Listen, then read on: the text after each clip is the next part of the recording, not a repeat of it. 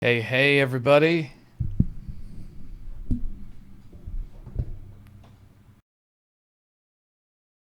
We've got... We got cowpokes. We got Skittles. Hey, Reese, how you doing, man? Um, I'm... I'm hoping I've set an okay medium between performance and quality. Let me know if it's super choppy on the stream. I can lower it. I can lower it more. It's fine. If I gotta.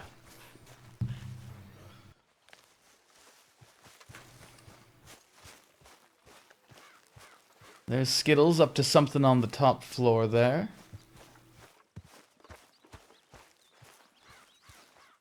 Alright.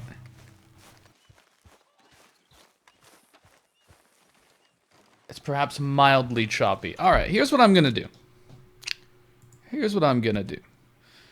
I'm gonna go to the graphic button.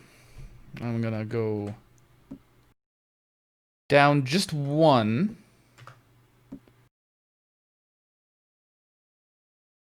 Because that one normally has a pretty big jump. Okie dokie. Good morning, Arthur. Alright, I'm gonna run around a little more. Is that any better now? Hot take Skittles is good? That's right. That's true. Say it's an improvement? Alright, as long as it's, like, watchable. If it becomes annoying, anyone, just give me a shout. I can lower it more. Is that the plan? For now. And when do we stop?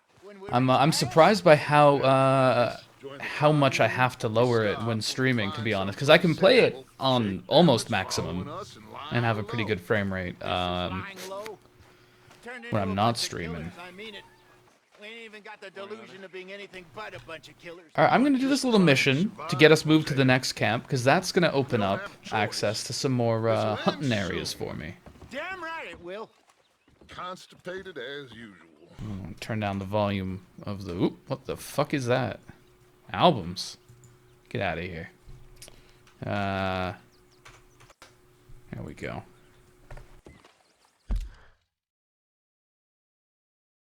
Just a sec.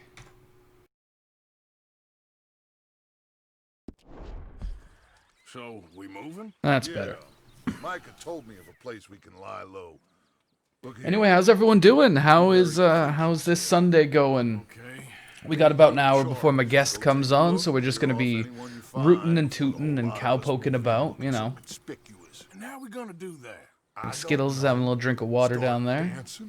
Looks like I turned into a goddamn errand boy. You have turned into my son.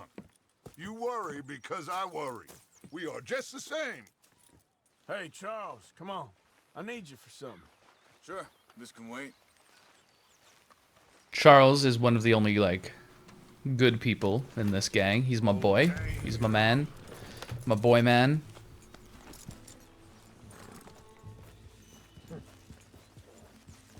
Doing good? Good, good. Empowering crystals in Final Fantasy XIV. Is that what you do in that game? I don't really... I don't know. What do you do with the crystals? We'd already pushed our luck too far before that mess we just made in Valentine. That didn't sound... It's all crystal manipulation, I see. A lot of law. Hey Kai, yeah, you made it. They must know where we are by I'm gonna go do some cowboy business real quick.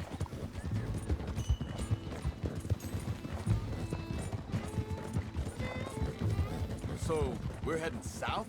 Oh, I can hear Skittles rustling around, but I can't see on the camera what the fuck she's doing. Oh, there she is. Alright. Make sure it's clear and a good place to lie low for a while. Cowboy crystal manipulation. That's right. The way he talks, I never thought I'd see him wanting to head south. Right. And I know by now, there ain't no lying low. This is kind of the point in the mission where There ain't no way Dutch is gonna just hide away in a I think any illusion that goes against anything's ever everything gonna be he okay starts to really be gone. Becomes pretty clear that you just fucked. Which we I'm are. gonna feed my horse a little oat cake. You don't have to tell me. So where does it end? Where does what end? The moving, the running. Dutch don't Yeah. see it as running. Call it what you want. I don't know. Before, put enough time and distance between you and the problem, eventually it went away. I mean, this is a big country. But now, with these Pinkertons, Hey, Nightmare Alpha, how you doing, man? better paid bounty Oatcakes do hunters. sound tasty. I ain't so sure. Maybe the price on our heads is I big. I really like the premise of this game, of like, They've got Cornwall's money behind them for of these one. people who are used to this kind of outlaw way of life, just kind of coming into like middle age, a lot of them, as there's this big advancement in like policing, and they just can't stay in front of it anymore.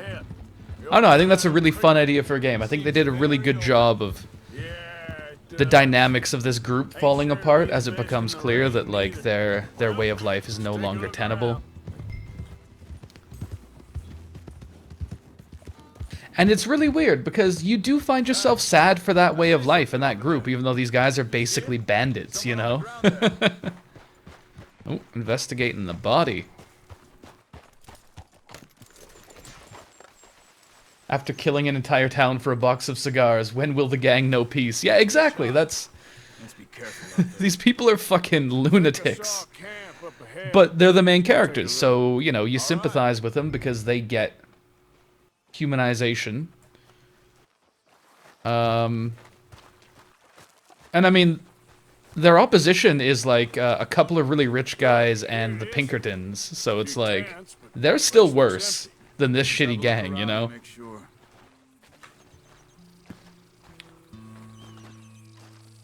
Aw, Skittles is getting all cozy on the top floor there. Fucking hell yeah, dude.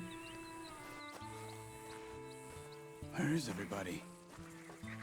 Maybe they heard us coming. Be careful. I am being careful.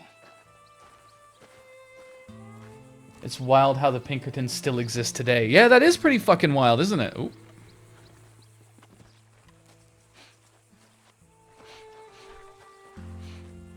Yeah, fuck the Pinkertons. Can't overstate that enough.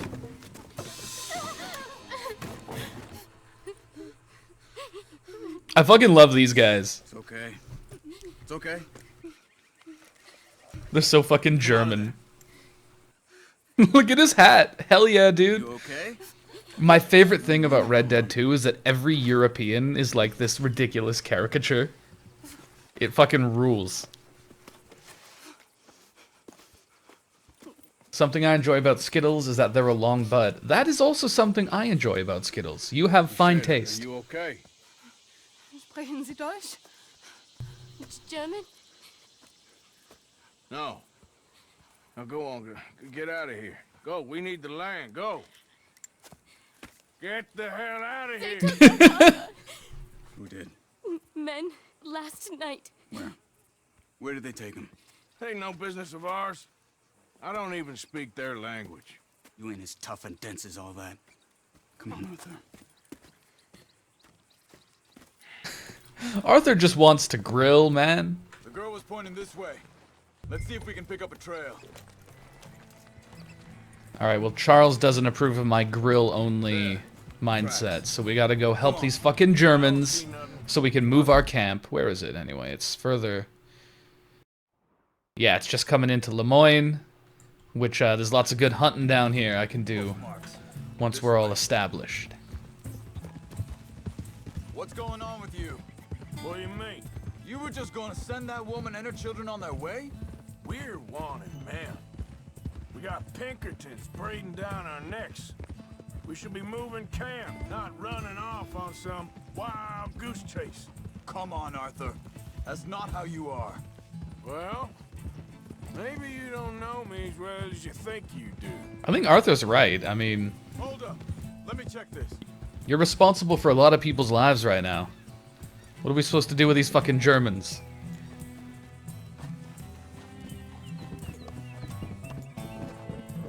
Okay. Looks like they go down this way. I don't know if the mic's picking it up, but my washing machine is on a wild one. It'll be done in about 10 minutes.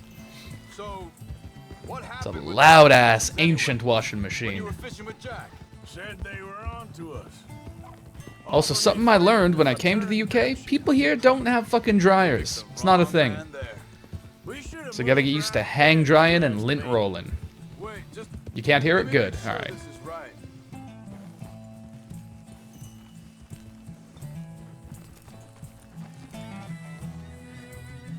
You do if you're rich. Well, yeah, yeah. Obviously rich people do, but like normal people don't have dryers. Continues along the shore here. So Backwards and what were you archaic talking country. It certainly is that. Bastards told me they'd killed Mac. Said it right in front of Jack. The UK is basically the island from Lost. Yeah. Yeah. There's more folk looking out for him than most of the rest of us had growing It's up. real tough getting shit done with the fucking smoke monster rolling around, but... At least that island had John said polar he was bears. going Yeah, back to that's the true. auction There's no yard to bears collect the here. money for those sheep. He'd be a damn idiot going anywhere near that town right now. He reckoned he'd be able to slip in and out. Oh, well. See, at first I thought it was kind of shitty writing, but I think it's meant to indicate Hey, how much easier it used to be to get away with crimes in this world. He disappeared. But like the gangs is really bad. Like they really suck at getting away with shit. They're constantly doing really dumb fucking things wait a second. and assuming it'll all work out, and then it doesn't. And they're just like, how could this happen? Carry on along this trail. So, Again, I think it's meant to indicate like it used to be a lot easier to just be a highwayman, you know? family, you know? Guess I still ain't fully forgiven him for that.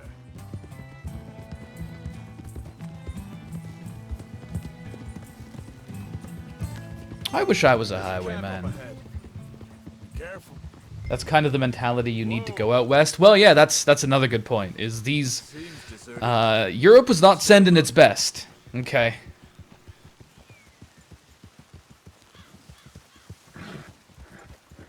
America was founded by a lot of dumb assholes. But also you can just fuck off into the woods for a week or so. Yeah. I don't know. But you know something? This is a better camp spot than Honestly, like I grew up way out in the country in Canada, and it still kind of feels like that. You know, it feels like if you ever got in a lot of trouble, you could probably just start walking north.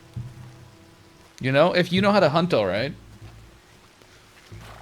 You know which like plants and shit you can eat, and it's not the middle of winter. Just start walking north. I miss that feeling sometimes. It did feel like there was always I'd probably never do it, but it was always an option, you know? Ah, well, this doesn't Cut him free and let's get out of here. doesn't seem like a problem.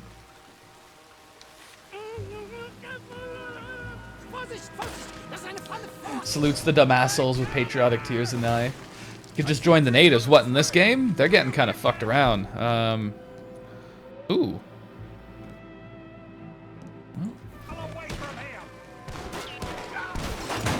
Why the hell you drag us into this, Charles? Yeah, Charles. Trying to help Germans. They're not even American. They don't even have freedom. Shotguns ain't so good from this range. Let me just... Oop. Doesn't look like There it. you go. Ooh, shit. My health is doing poorly. Excuse me as I just grab me a little... Oh, I'm all out of my good meat, huh? I'm gonna have some of this. Riders coming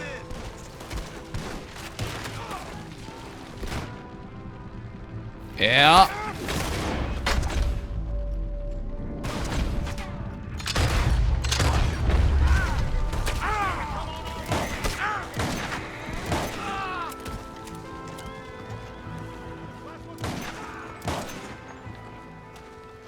That's them dealt with. Yeah, well, I think you got away. I'll see what they've left behind for us.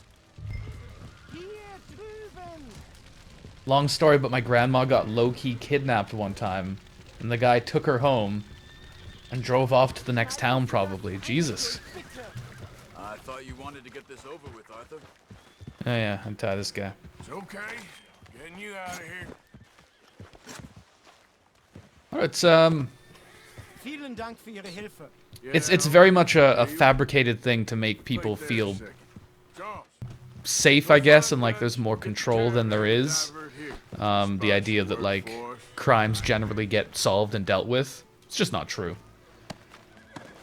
Especially if you go back a bit further, like shit just fucking happened. Cops will be like, yeah, I don't know. I'll stop looting, guys, and get on this. So yeah, you can only imagine how much that was the case back when this is set, right? Odds are, fucking 9 times out of 10, the sheriff, if they start getting heat for not fucking solving a case, they'll probably just pick someone, probably someone not white, and just be like, yeah, they did it, hang them, done. Like, I'm pretty sure that was just what the law was for a very long time. What the hell did you do to those fellas? And now it's that, but with a few sort of pretenses that it's better, you know? Why did they take you? Geld. Money. Meiner Familie gehört eine Goldmine. Sie wollen Lösegeld erpressen. This was when she was a kid, I mean, nowadays it's a lot harder. Well, yeah, but still, Sie bringen mich zu deiner Familie. not as much as it's implied, you know? Haben Sie sie gefunden? Like, it depends on the crime, but like, a lot of murders don't get solved. Like, theft and shit, robberies, those never get fucking solved. Like, you ever unfortunate enough to have to, like, report some shit like that, and the cops are gonna be like, alright, well, we'll let you know. That's the experience for most people. There they are. Dem Herrgott sei Dank. Yeah, here's those fucking Germans. Schatz. Andreas, ich hab gedacht, du seist tot. Beinahe wärst du gewesen. Meine Lieblinge. Meine Herz allerliebsten. Oh, wie wunderbar. Oh, Sie sind ein großer Mann. ja. Ein großer Mann. Ja, wirklich. Es ist ein Segen, dass wir Sie getroffen haben. Come on, now get out of here. This place ain't safe. Get out of here! Oh, I think the Skittles can might be frozen. That or she's asleep. Hold on, let me. Ich hab was für Sie. Einen Moment. Dankeschön. Yeah, you.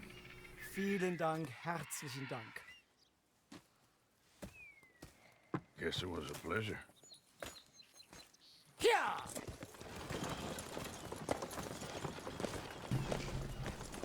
She's just sleeping. Okay.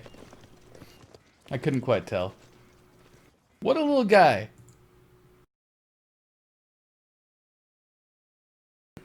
You were right. Oh, this place. Oh, it'll be perfect for us. Hello, Arthur. Dutch? Nazi gold before Nazis. Miss Grimshaw, Mr. Pearson, put everyone to work. Make this place a home. Well, I don't know where the hell we are, but we are going to make the best of it. I like this camp. The second camp, it's pretty nice. Chapter 3, baby. I'm mostly hoping that cougar I was trying to get last night will respawn. Since the map is changing. I don't know how this game works. A few days later.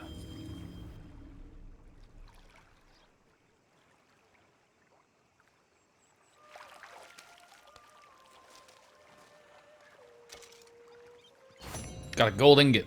Sick. Alright, we are here. What's this?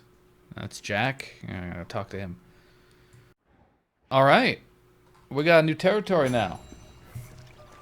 But what year is it in this game? I don't remember.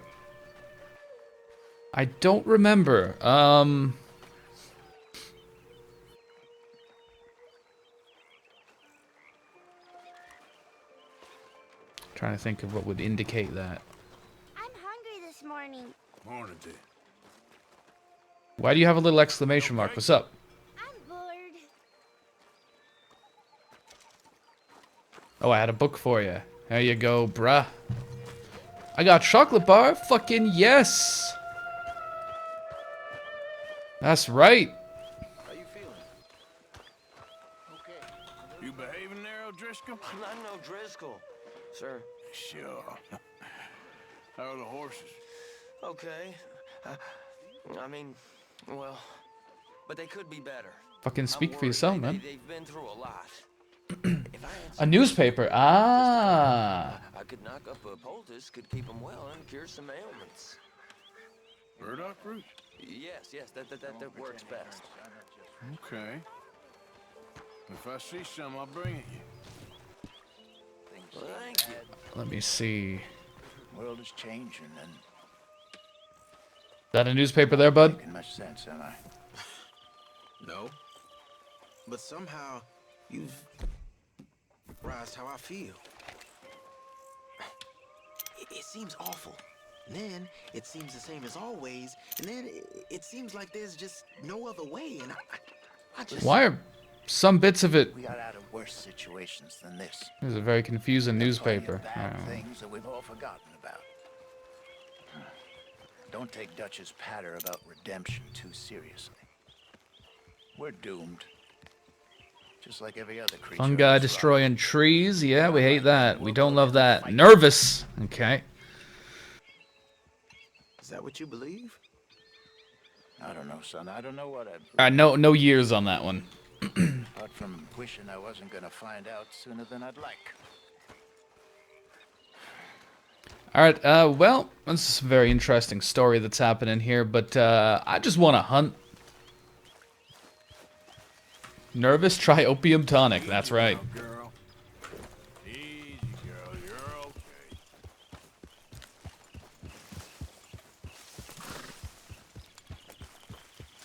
1899.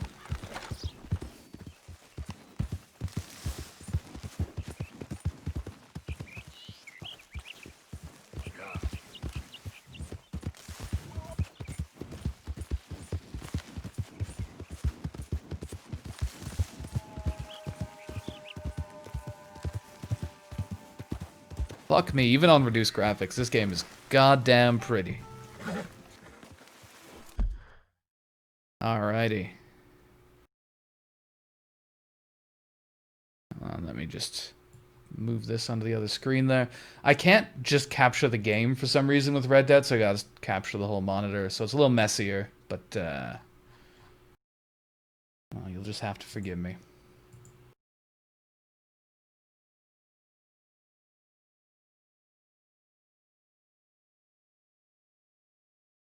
Okay. So we've got something straight ahead of me. Let's go stick our nose in where it don't belong.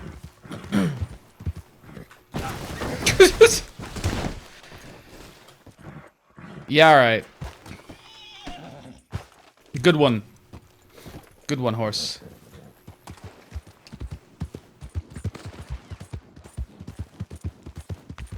Who's shooting over here?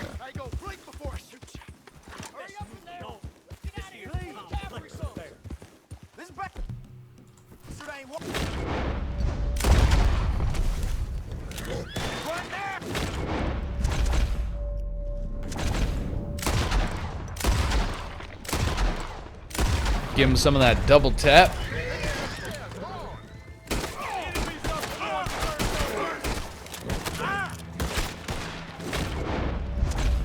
Mercy.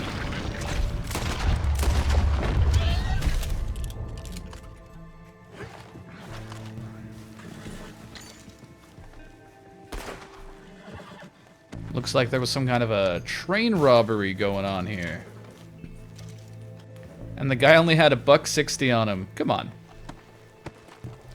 Somewhere between 1899 and 1907. Anyway, I was wondering if Jews had started emigrating from Eastern Europe yet, and they definitely had. Trying to think if you run into any Eastern Europeans.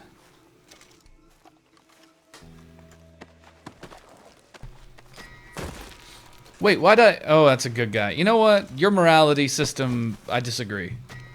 I disagree. Can I rob this train, though? Like, what's up? Are people still on it? Well...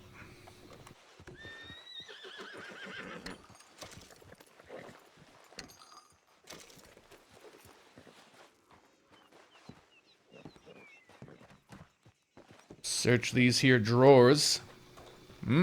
Yeah, there you go. You're counting Germany. Okay.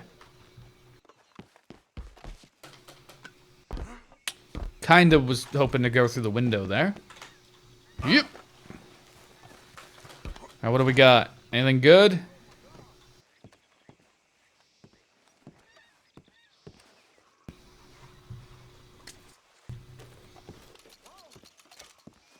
A quarter. Pretty exciting. Ooh, I bet it's in the back of this. Nothing? Fellas.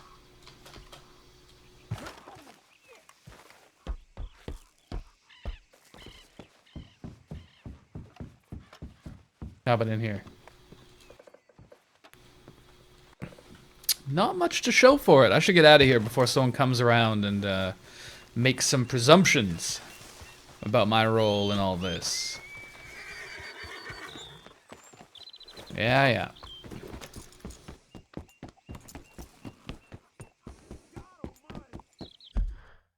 All right. So I need a cougar. It's quite a trek. Quite a trek. But I'm gonna make it.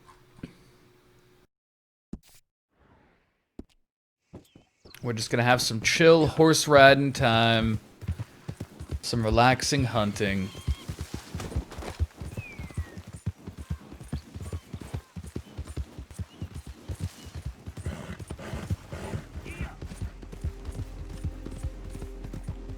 And there's a cool feature in this game. Whoa, fuck. Wasn't me. You can do this and it'll just auto run along your path if you've got one set, which I do. It's pretty chill. So I'm working on my video. Hopefully it'll be out later this month. I find myself saying this a lot lately, but it's turning out a lot longer than I intended. But a lot of it is just quoting from this fucking labor report. I'm not going to get into it too much right now, but reading it a lot and going through it and working on this video has reminded me of something that I cannot stress enough, that I recommend to people all the time. Don't over inundate yourself with politics, I guess. You don't have to always be keeping track of what, like, the most horrible pieces of shit in our society are doing all the time. Because it'll drive you nuts. And there's a constructive amount of keeping yourself informed, and then there's just driving yourself fucking crazy, you know? Like, I had to take a little bit of a break before working on this video from all of that. I'm gonna probably after as well. Because it's fucking gross. It's horrible. These people are monsters. And you can't just spend all day, every day looking at that, honestly. Are you working on that streaming archive channel? Yes, I have downloaded, I learned how, and I've downloaded all the videos after and including the 10K subscriber stream, I believe. And I got them, and I just need to put them on a channel. I'm trying to decide if it would be better to have a dedicated channel or just like an unlisted playlist on my channel. I don't know if anyone has any opinions on that. This video is turning out longer than planned is like the motto of LeftTube. Yeah, so like, my whole thing is I don't like how common it is for video essays to be like fucking 40 minutes long or more. Increasingly lately, much more. Because I would say at least a good 7 times out of 10, I'll watch it, and it'll very much, in my view, it'll be a situation where you could have been a lot more concise and been just as effective. I think getting used to writing things that long can get people into some bad writing habits, or more precisely, some bad editing habits. So I try to be very strict about keeping things not much more than 20 minutes, ideally closer to 15. But there's, this one is very wordy because I'm quoting a lot from this report. So there's a lot of reading, like, paragraphs of the report and stuff, which has massively inflated the word count, which will, of course, massively inflate the length of the video. Have this beat, bro.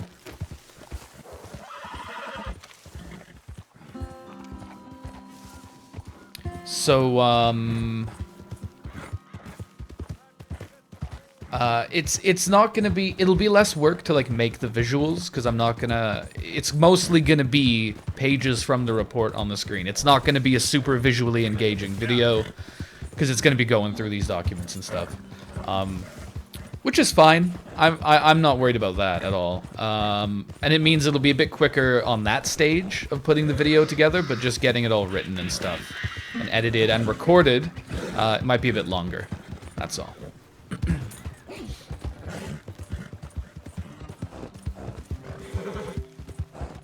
Anything longer than 20 minutes, and there's a good chance I'm not watching it generally. Yeah, I will only watch longer than 20-minute videos if it's by someone who whose work I quite like, and even then, it takes me a while to get around to it. I can't just put aside fucking 40 minutes to an hour for something. Out of the way! Hey, you can't be here. Why not? Huh? Okay. Fucking dick. Anyway,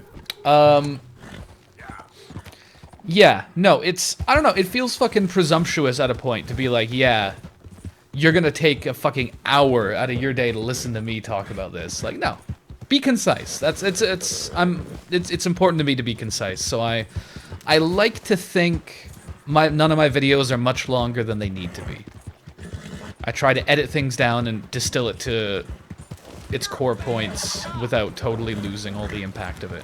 I don't know if I always succeed, but I'm gonna be trying to edit this down to make it a little shorter, because I want to be able to make it quickly as well, because we're already more than halfway through the month, and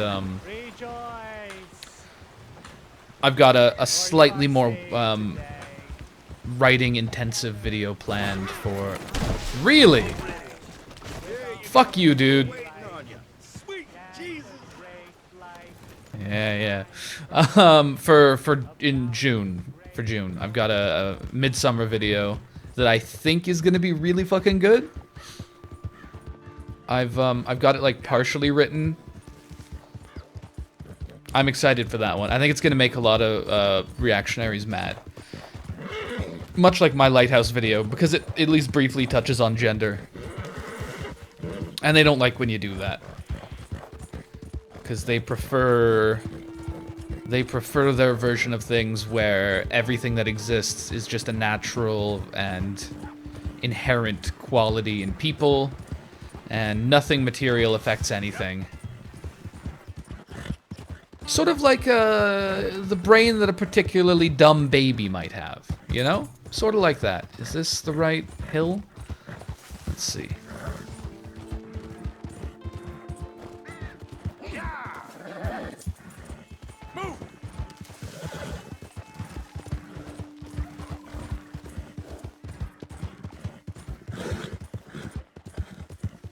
Reactionaries get mad if women have specific haircuts. Yeah, they are not a hard group to aggravate. I wouldn't say.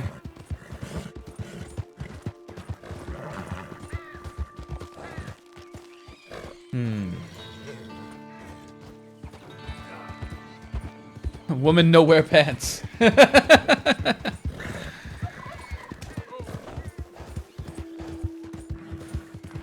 Yeah, obviously I don't give a shit if my videos aggravate that specific demographic. It just means I'm gonna have to spend more time fucking shadow banning people, so I don't have to see their dumb comments. Which reminds me, I love doing that. No free speech allowed. Oh. Hold on, there's a little red bar over there. Is this... Get away from the tree, dude.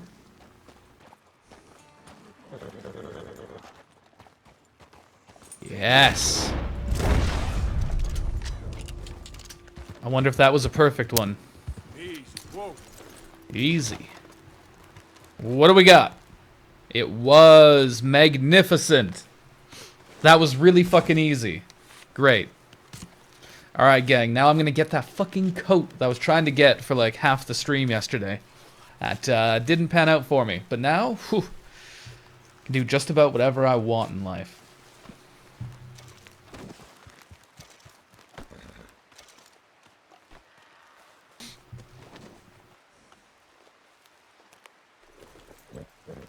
Alright, where's the trapper?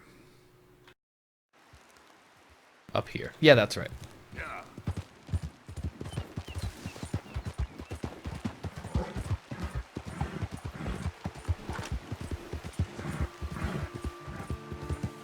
Whoop.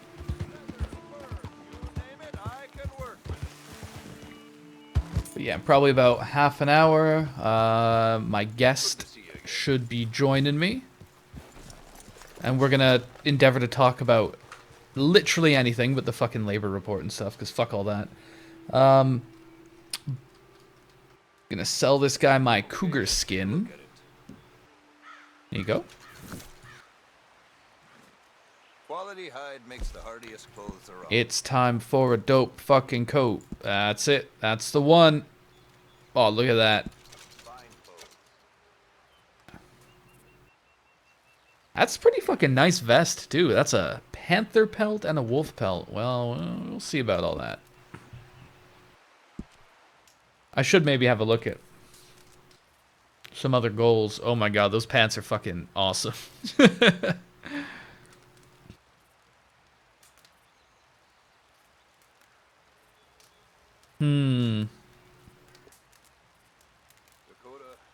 I do kind of want that coat.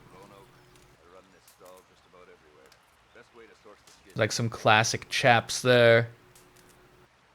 Some real ugly boots on some of these sets. Those boots kind of rule. What do I need? A perfect ox hide, I'm assuming? Yeah, that must be. No luck tracking the rare beast yet, huh? Pretty nice gloves, too. Well, let's see if we can't find some oxen. First the coat. I mean, this coat's pretty fucking slick. Oh, yeah, look at that, son. Absolutely. Abso-fucking-lutely. This is my coat. This is it. I'm so invested in cowboy fashion now. Yeah, that's... that's all I fucking care about in this game anymore. Thanks, mister.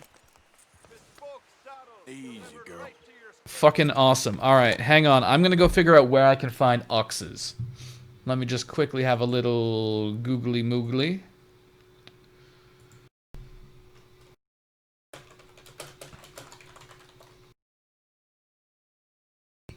Mm-hmm.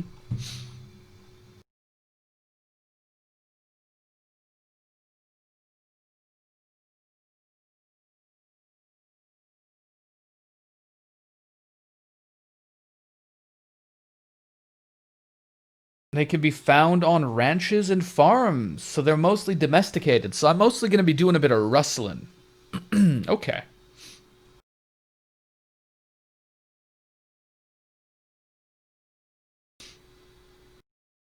Okay. I know of a ranch near Valentine. I took one from before, I think. Let's see if I can, get away with doing that again.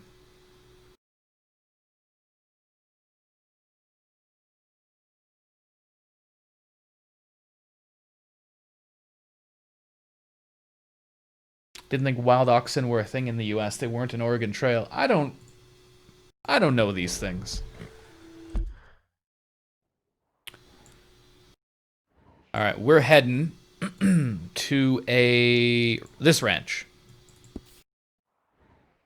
Last time I was there, I killed a rancher and took an ox skin. So we'll see if they got a new ox and indeed a new rancher. See how that happens.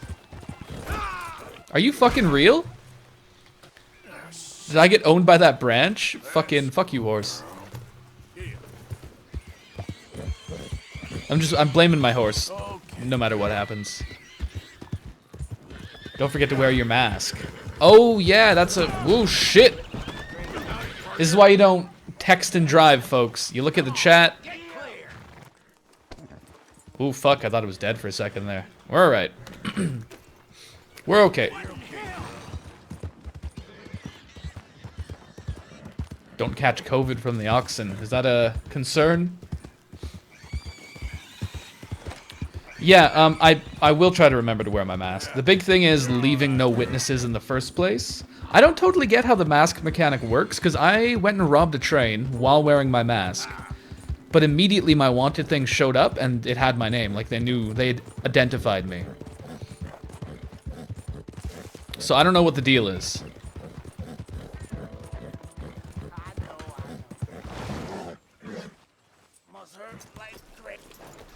What's up, Chief? Whoa! Hey, whoa! Now you got to be kidding me! Want some help? Why are you running? Please, sir. Can you help me get my horse back? She bolted on me. Oh, right. Yeah, I got you, Chief. Check this out. Come on, girl. Please, I don't know what I'll do if I lose that horse. Is that it? Is that your horse? Hang on, well, you're gonna get a horse. Yep. Easy now. Was this the horse? I wasn't really paying much attention. I'm gonna bring him this horse and see, It's okay. Just come on. Come here. Come on, buddy. Come on, girl. Easy.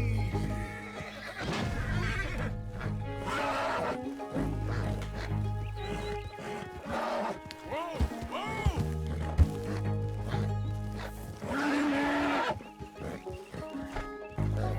Whoa now. Settle down. All done, boy.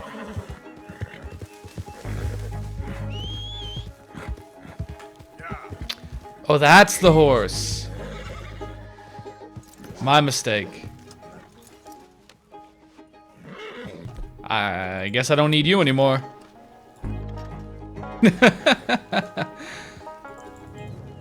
Why can't I shoot it? Well, I'll study it. I have a good think about shooting it. Can't shoot your own horse. Curious. Gotcha. Yeah. There you go. Hey now.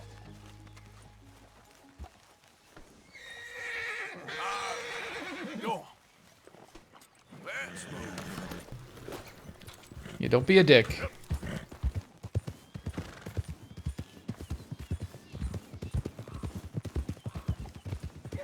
that my horse?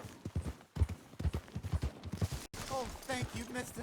I can't tell you how grateful I am. I'm sorry. I ain't got nothing to offer you in return, but I'll make it up to you one day, I swear. Yeah, all right. All right. All right. I'm hoping that other horse doesn't follow me. Don't want to make this awkward, but it's not really, you know, not really in the market for another horse. Yeah, good girl. Yeah, we're good. It's just gonna hang out there, do its own thing. It's cowboy code. Yeah, you can't shoot your own horse. What are these guys about? Big ol' elk? Any of you guys got perfect skin? Huh? I'ma study you.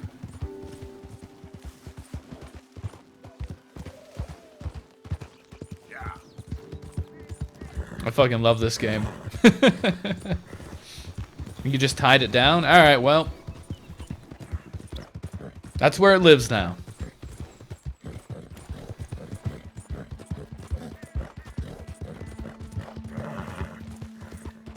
How about you? Any of you guys got perfect skin? Hey. Mm-hmm. Looks like you got perfect skin.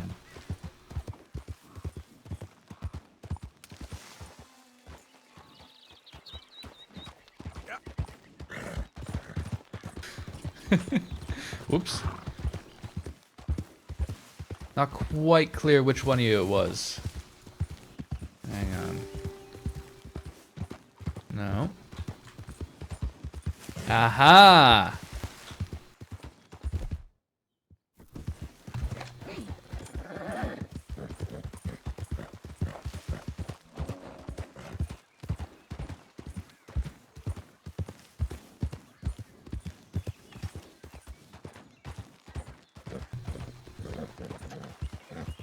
Oh, easy there.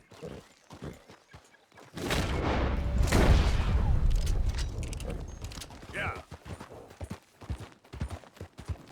Using my magical bullet time powers to hunt deer. Get off your fucking horse. What are you doing? There you go. Girl. Lead the other horse accidentally off a cliff. Skin this. Need that animal meat.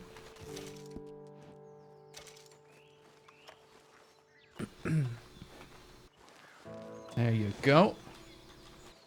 Let's go, girl. Alright, on my way.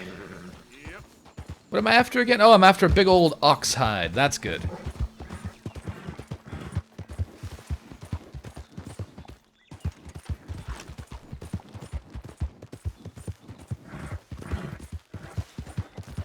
Yeah, I'm in that new part of the game near where the new camp is. I think you can start finding gators.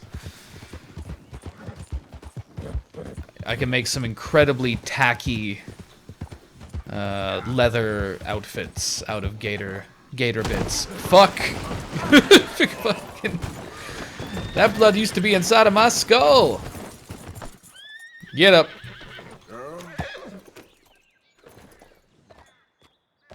Didn't really anticipate it being laid out like that. It's fine. Do you have room for more than one hide on the horse? Yes. There are like big hides and small hides. You can have one big hide and a few small hides. And the ox is a big hide.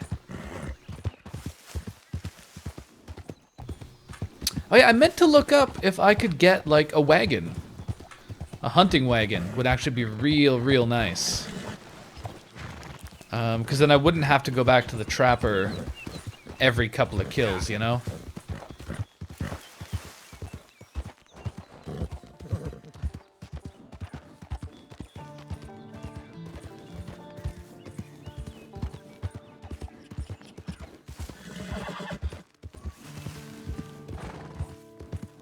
Yeah, this, I don't know. This game and Breath of the Wild, I think, are maybe my two favorite, like, big open world games. And Witcher 3, but not for these reasons, is really good. I just find it really peaceful to just, like, roll around in those games. Witcher feels a little more action-oriented, there's a little more going on. I paid top dollar for this beauty. Fast as a bullet. Want to see how yours compares? Oh, absolutely. Diablo Ridge, all right? Absolutely. Let's go, you fucking punk. All right. Let's go. Where's Diablo Ridge? I don't care. I'm gonna destroy you and your clan. Your ancestors will sing of my incredible speed and your profound failure as a horseman.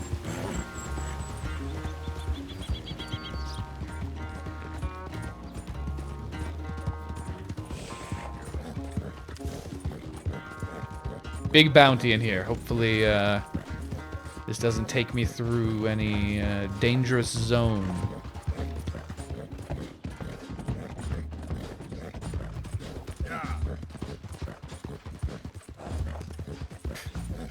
Can't even see that guy anymore. He's gone. Oh no, actually, he is coming up behind me a little bit there.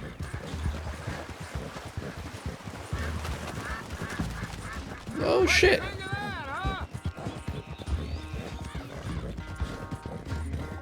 I thought I was way the fuck ahead of you. What's this? I guess I took a stupid way through the water there, but...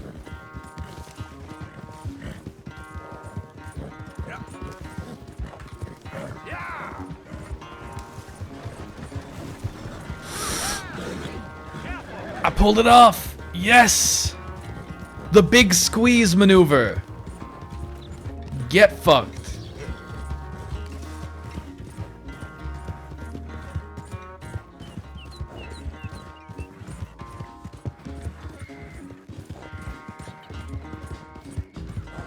I feel like my frame rate's kind of turning into shit right now.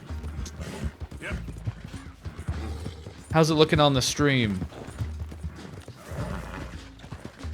Fuck. Get back on the trail. Come on. There you go.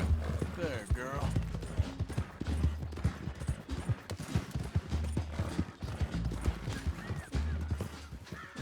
Takes more than a purse to win races. Hey, that's right, punk. Just gonna make a horse wipeout compilation. Please do.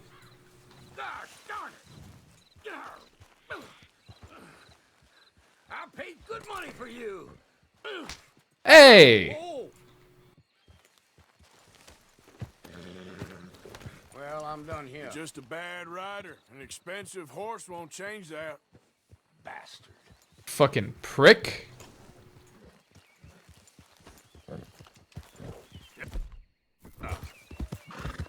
Hang on. Oh, no, you don't.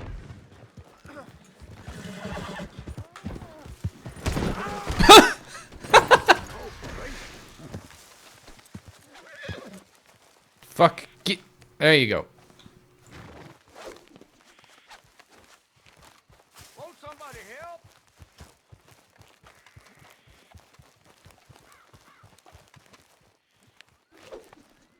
Look what we got here.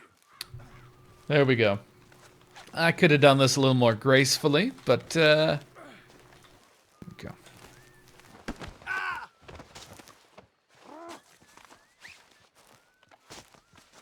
God in heaven. Alrighty, now I'm gonna go find and steal your horse. Well, been a pleasure. Where'd it go?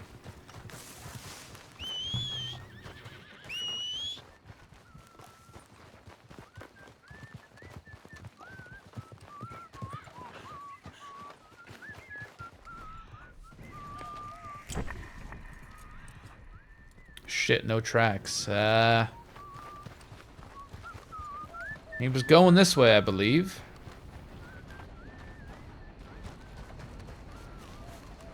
God damn it. I should just shot him in the fucking head. Then his horse wouldn't have ran off.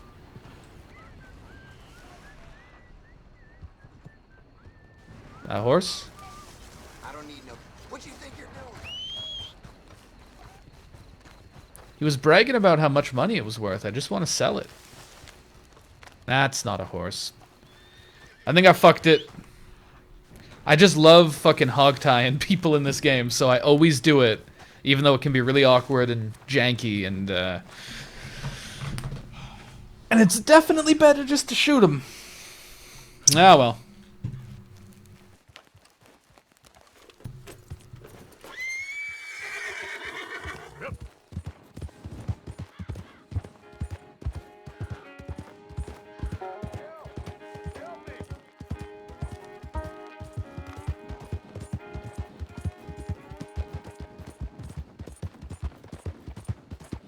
I want to know how much that horse was worth, though. That's going to bug me. I'm going to have to Google it later. I'm sure somebody's successfully pulled that off.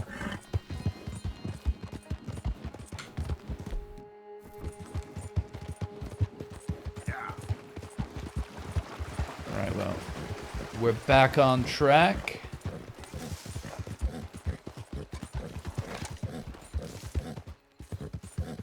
To, what am I doing? I'm stealing an ox. That's what I'm doing. Ox thieving. Don't forget to join the Discord. Thank you, Nightmare Alpha. Do not forget to join the Discord.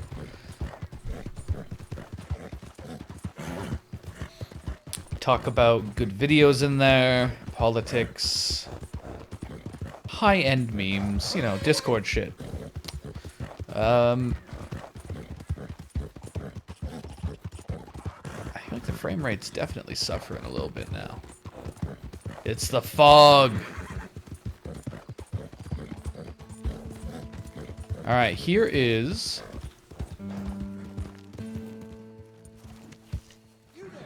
Got an explanation why you're here? All right, time for you to go now. Nope. No, sir. None. There it is. Do you have an ox anymore? I think it might be, if it's gone, it's gone. Oh.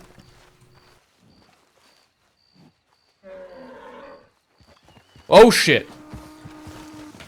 He knows what I'm here to do. Shit, my gun's on my horse. Hold on. Yeah, come around.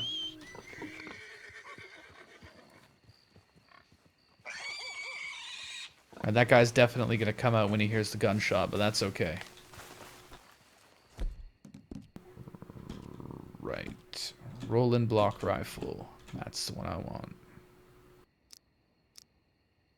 With my single high velocity round. Yeah, get out of them trees. Okay. Where's he at? Oh, is that you? He's broken containment.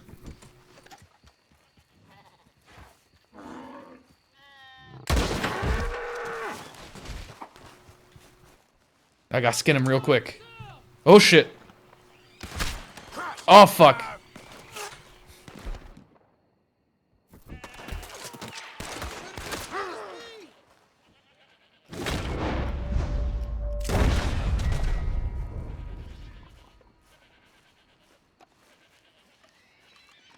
Okay, skin him.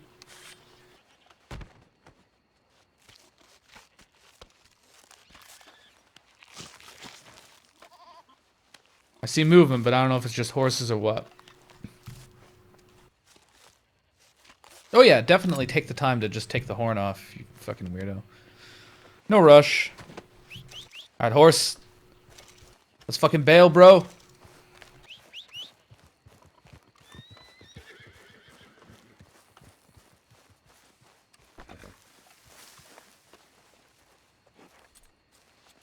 Yep. You gotta stand just right, so we'll let you stow it. There you go. Okay, girl. Yeah. And we're fucking out of here. Perfect crime. Only had to kill a man. Ooh, no, the map's what I want. Let's figure out where the nearest Trapperoony is. Down here, looks like.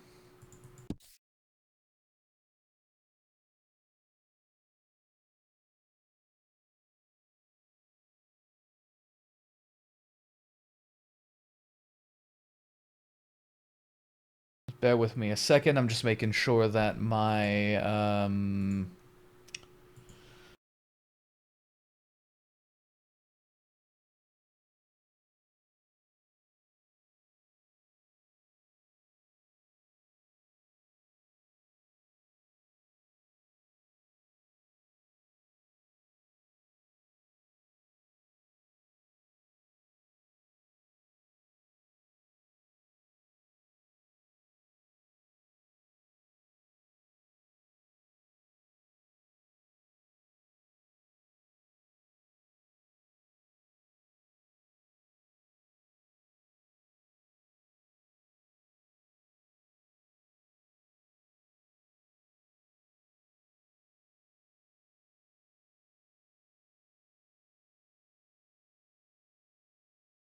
boom. There you go.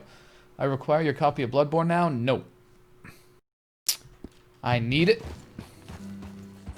to born further bloods at a later date.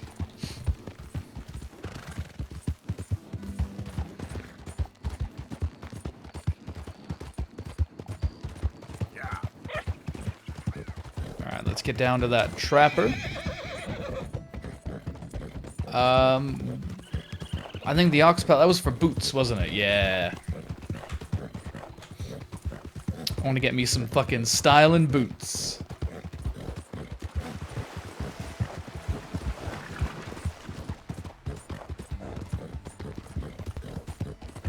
I think I'm definitely gonna have to drop the graphics one level though. Hold on.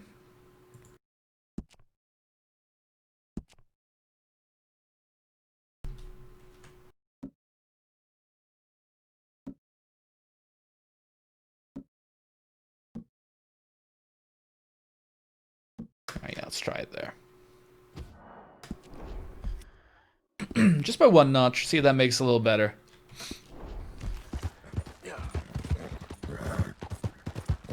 Yeah, that's much better. Okay.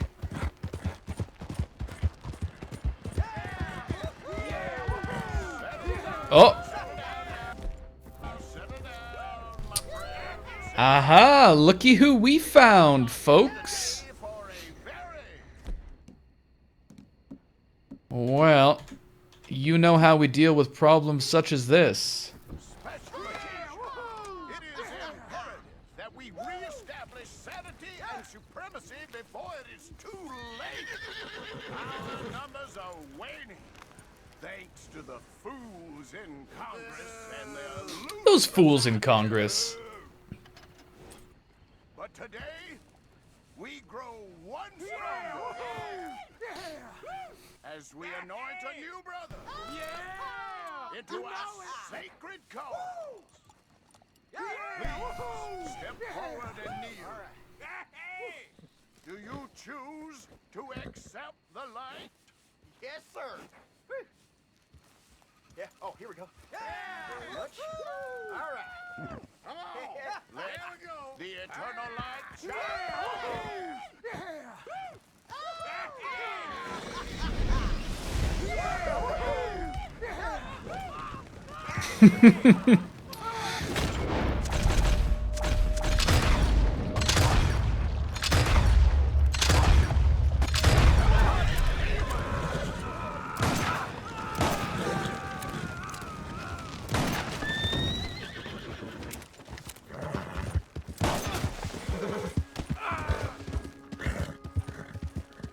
Goddamn hooded rodents. I'll kill all you bastards. That's right. Arthur Morgan says, no rights for the clan. Yep. Would have gone with dynamite? I don't have any dynamite, but when I run into him again, I will consider that for sure. I think one of them might have got away. He ran the other direction, but yeah.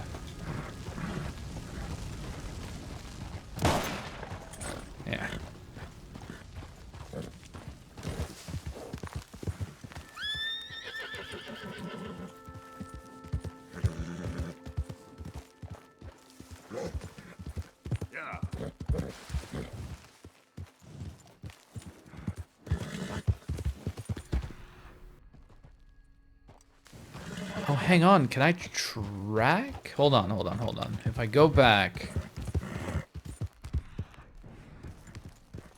Are there tracks leading out?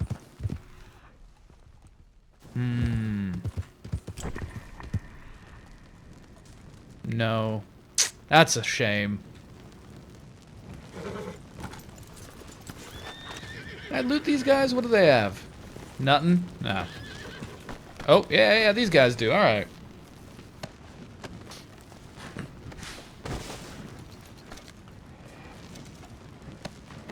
Meeting notes. Hang on.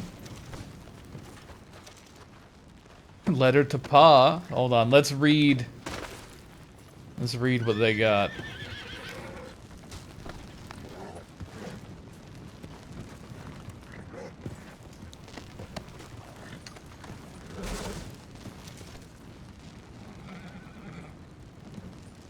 Right.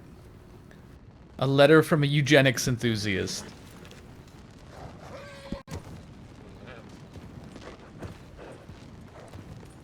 This is long. I'm not reading all this.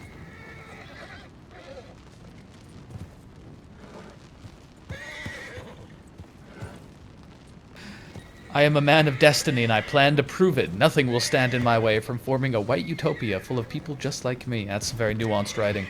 Alright. I'm more interested in the meeting notes.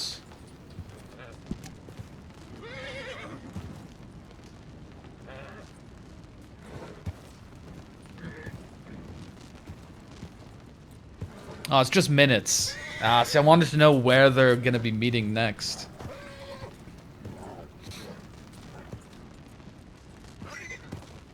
Tarring and feathering was not popular with wives. Female members still affirm no. More women clansmen. More clanswomen.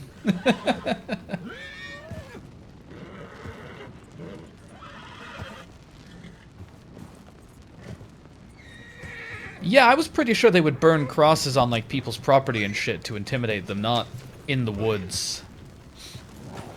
Not sure Rockstar quite knows what the fuck they're talking about, but...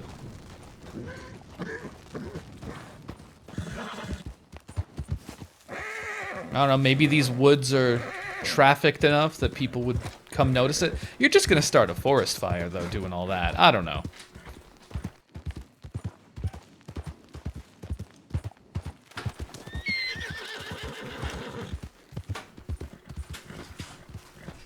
Listen, fuck accurate representations of the clan. Yeah, I agree. Doesn't fucking matter. Fuck them.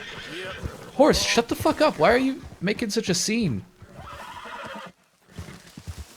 Yeah, you're all right, girl. God damn. Only you can prevent clan fires. That's right. By fucking shooting them all in this here video game.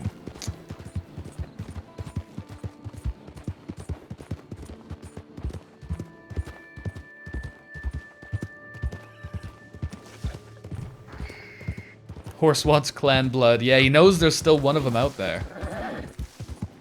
He can go back and tell everyone what he saw.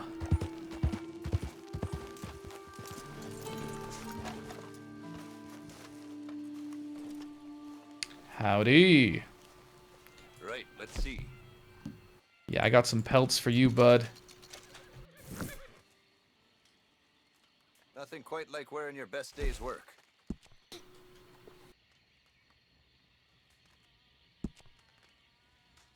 Yeah, fuck yeah. Give me the fuzzy boots.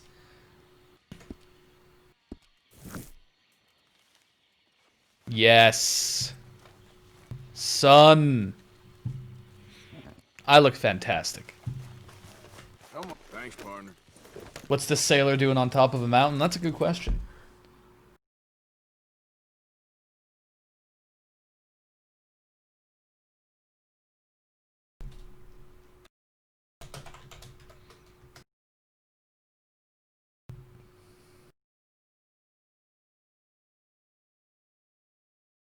Gotta look fresh while murdering racists? That's right, you do.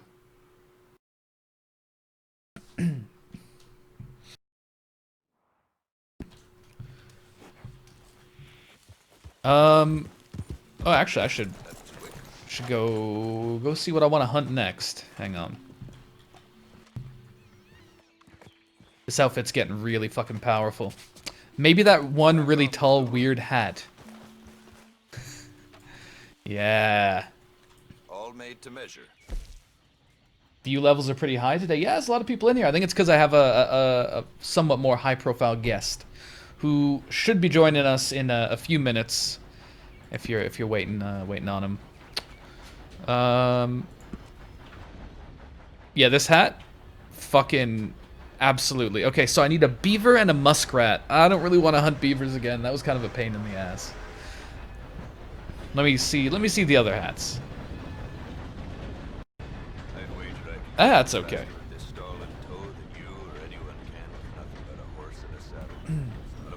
Honestly, very few of the hats in this game are better than Arthur's default hat. I kind of like this. Is this a crocodile hat? Alligator and snake.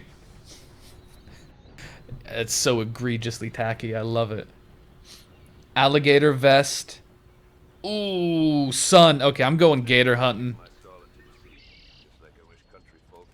Yeah, you know I'm going gator hunting.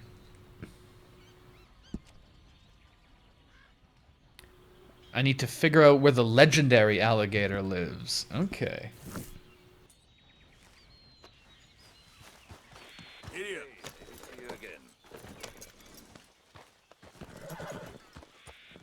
Skittles is the guest, yeah. Isn't that like a Freemason's hat or something? I don't know. I don't know. Do the Freemasons have their own hats? let me turn to again just Google, just to find where the fucking where the good hunting is. All right, that is the legendary alligator.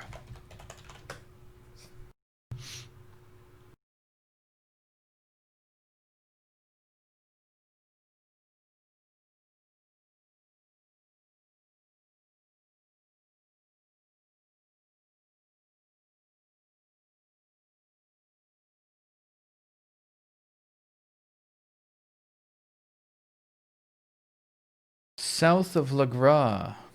That's gonna be over here somewhere. I think I need to explore this bit. Very well.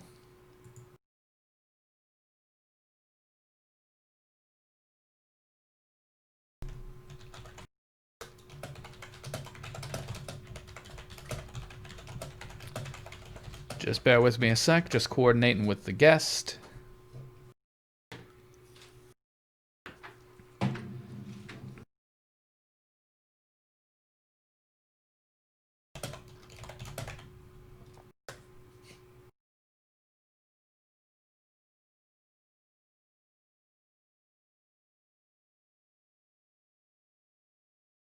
Time to Gator raid. Ah, hell yeah. Yeah, so while we're chatting, when he gets into the Discord, I'm just going to be going and finding a little gator.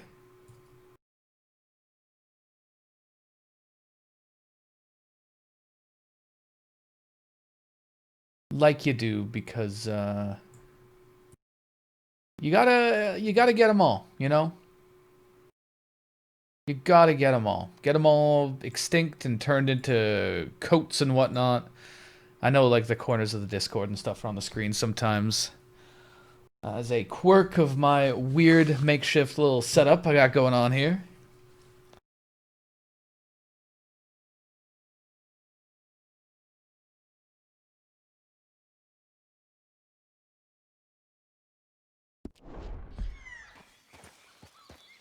All right. So I'm gonna start heading east to the French side of town.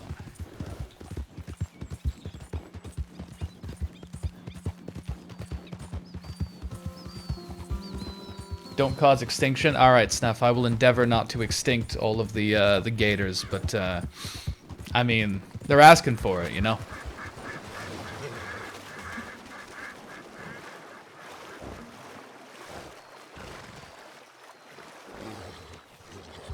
I'm a little amazed that, like, the Floridans never wiped them all out. Seems like they'd probably be quite a hassle to coexist with, and that has been the attitude of Europeans.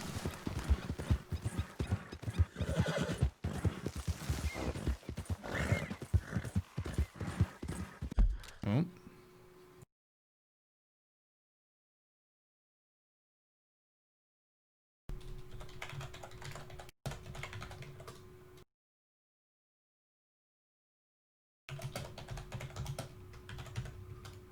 Bear with me. Guest seems to be having some technical difficulties. Have you ever, any of you guys in chat, you ever had Discord say no root before? Familiar with that little objection?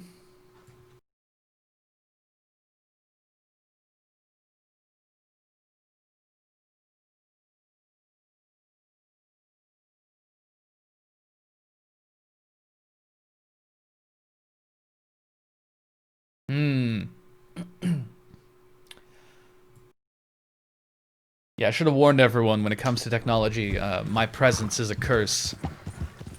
So if something can go wrong, it surely will.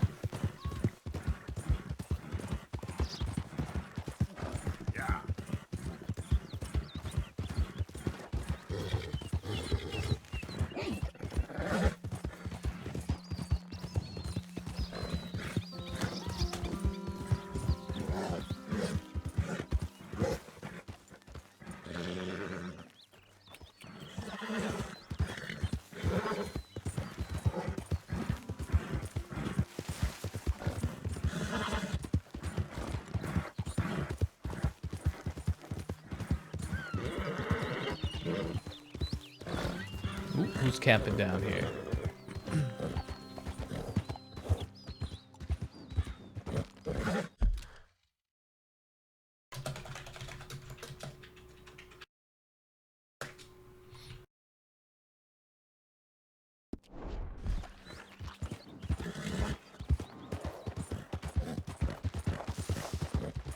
Howdy. Get your own camp. Somewhere far from here. Get lost, will you? Damn, alright. Some people just don't want to camp with little old Arthur.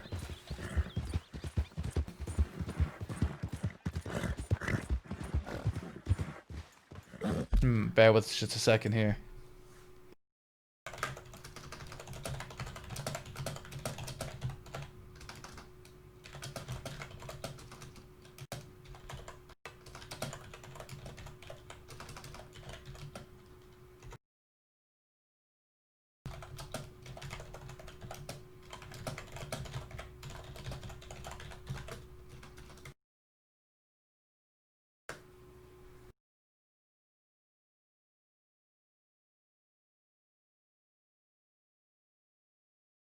I've had that issue when some part of the Discord server was down. Uh-oh.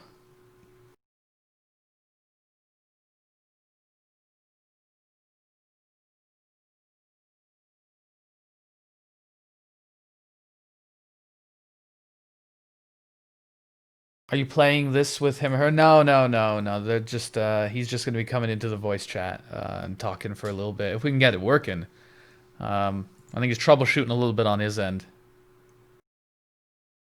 We'll see. Easy, girl. You guys are really worried about my horse, so I'm gonna feed it an apple. Easy. It's gonna make it all better.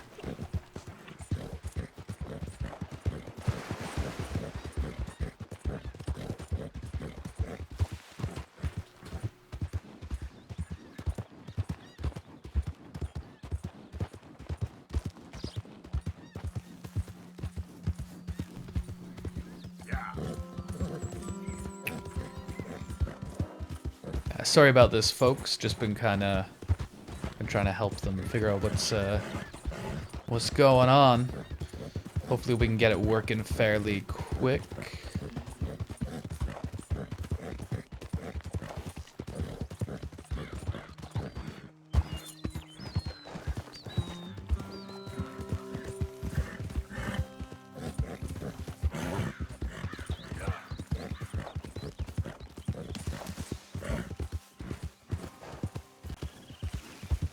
Man, this part of the map looks so fucking nice. Even, I know it's like the third time I've said it this stream. I don't know. I feel like I'm becoming a boomer. I'm just constantly wowed by like new technology and stuff. I'm just like, wow, we can do that now.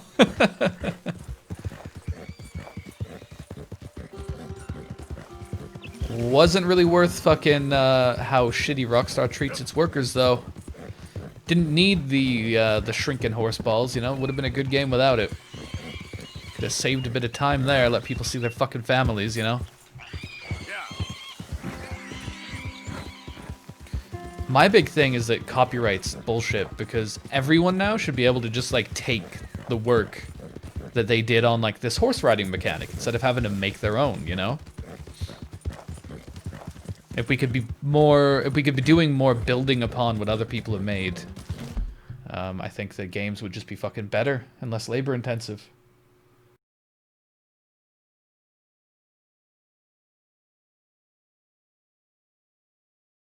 Googling it, and it might be the firewall. It might be their router needs to be restarted. Oh.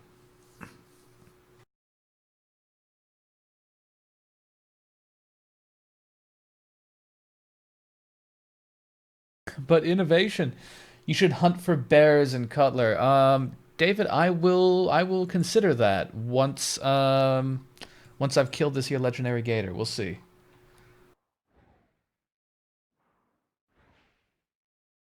I think I need to go over there.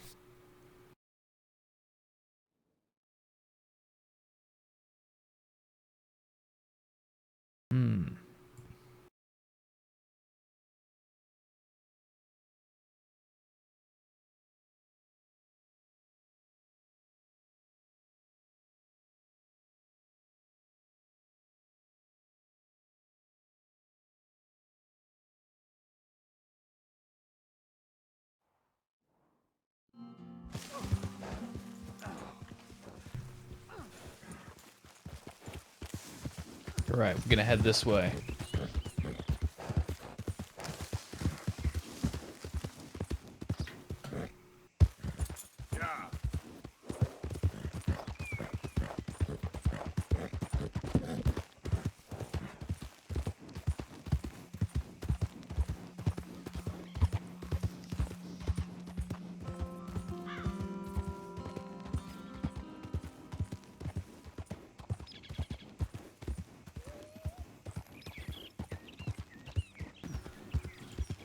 Just checking.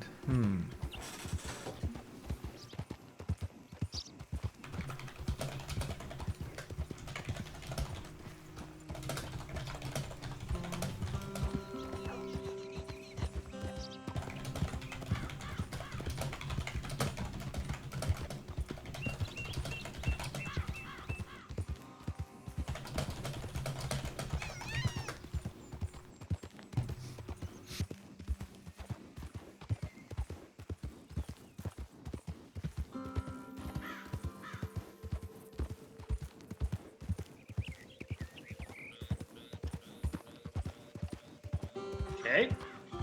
Hello. Okay, so I'm hearing you, so you're working just fine. Can you hear me? Yeah, I can hear you. Okay. All right. Okay, so Discord's working. All right, you can hop out. Thanks for testing. Okay. Don't worry.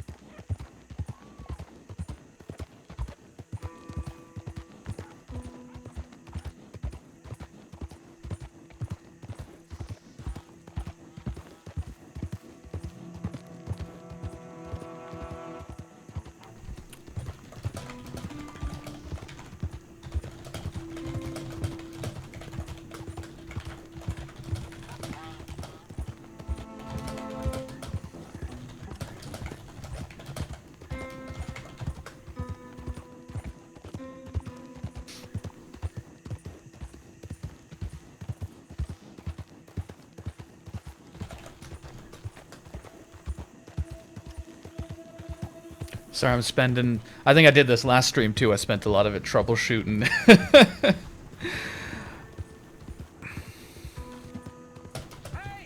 Over here! Over here! Please, friend. You gotta help me Oh. out here. Come on, please. This guy needs help. About done here. If I don't get these shackles off soon, I'm a goner. Oh, I got you, man. Please. There you go. Think you would have spread your legs out a little more there, but yeah, no worries. Oh, well, I waited to hear that noise for so long. Yeah, I bet. I wish I could give you some money or, well, you know, I might have something of interest. Some fat feller and his wife had a pig farm, northeast of Rhodes, near the border with Roanoke. Word is he's got piles of money. You sure I'm...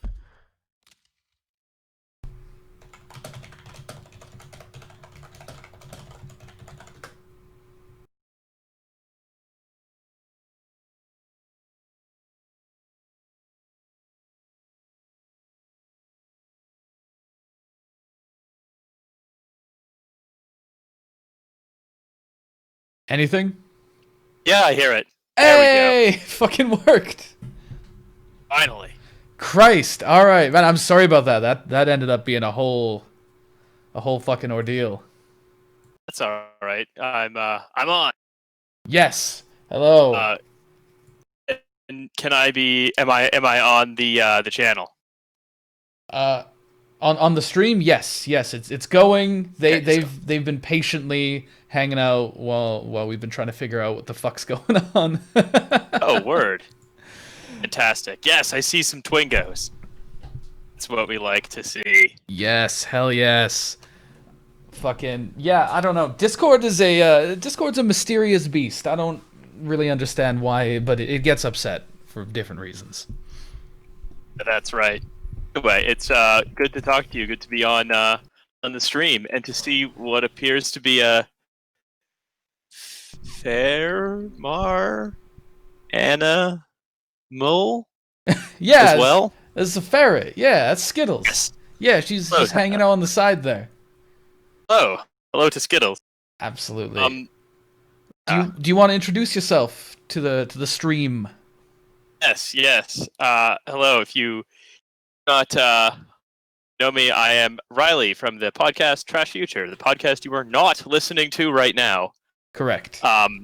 Podcast you will be listening to point, hopefully, not currently. Yeah, you're actually required by law to be listening to it. I will be enforcing that. Yes. Yes. Yeah. We've had some technical difficulties, but we are in fact here. And yes, it does look like the Skittles cam may be frozen. What? God. On. Dang it. Hang on. It might be. Well, let me just real quick. Let me try to. It does that from time to time. As you can see, this whole operation is just a whole situation. There we go. I fixed it. Oh yeah, she's turned around, but she is sleeping in the same spot. That's fine. That'll be why. Also, people, I have a Canadian accent, but show my location is London, England. You also sound as though you're from North America or North America adjacent, yet your location shows as Liverpool, England. Yeah, well, I'm a similarly sort of sneaky character in that I am from Canada, from BC, but I've lived for my whole adult life in the northwest of England. I'm fairly new to Liverpool though. I've been in Manchester mostly. Yeah, I don't know. Do you think my accent has taken on any English characteristics yet? Some Americans say it has, but not all of them. Some Americans say that mine has as well, but I don't really hear it.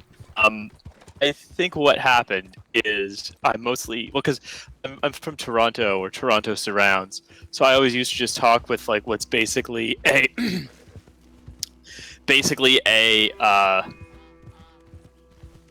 a Chicago accent, right? More or less, which is essentially what Toronto had. Coming over here, I've actually just ended up sounding more American and less Canadian, which is a real puzzler. That's interesting. Why do you think that is? Do you think it might just be because you're hearing American accents on TV and stuff, but not really hearing Canadians much, or? I think it's because,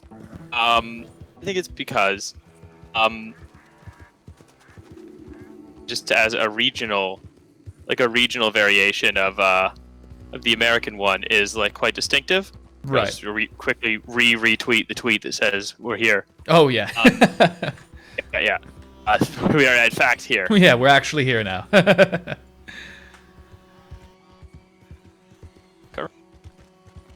Yeah, it's a funny one.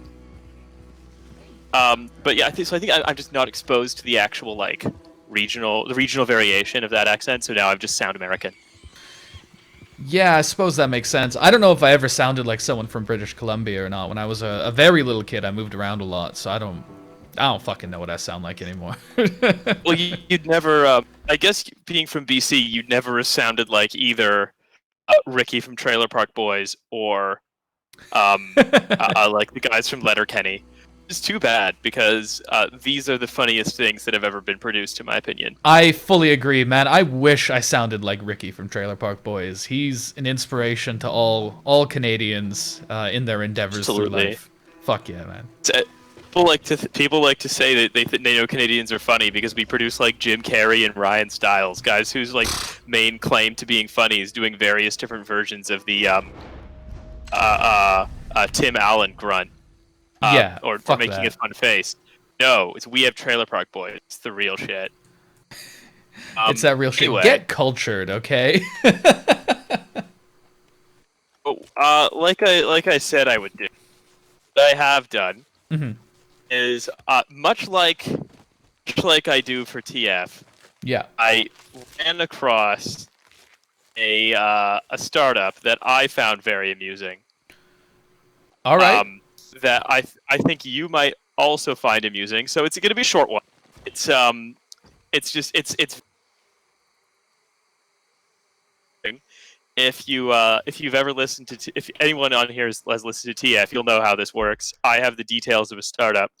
I'm going to read some of them out, and I'm going to get Kay to see if they can guess what, in fact, I am talking about.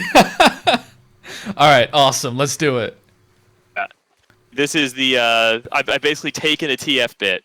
I brought it with me to Kay and Skittles' channel. Yeah, we're doing it. We're stealing the bits from the podcast. Let's try it out.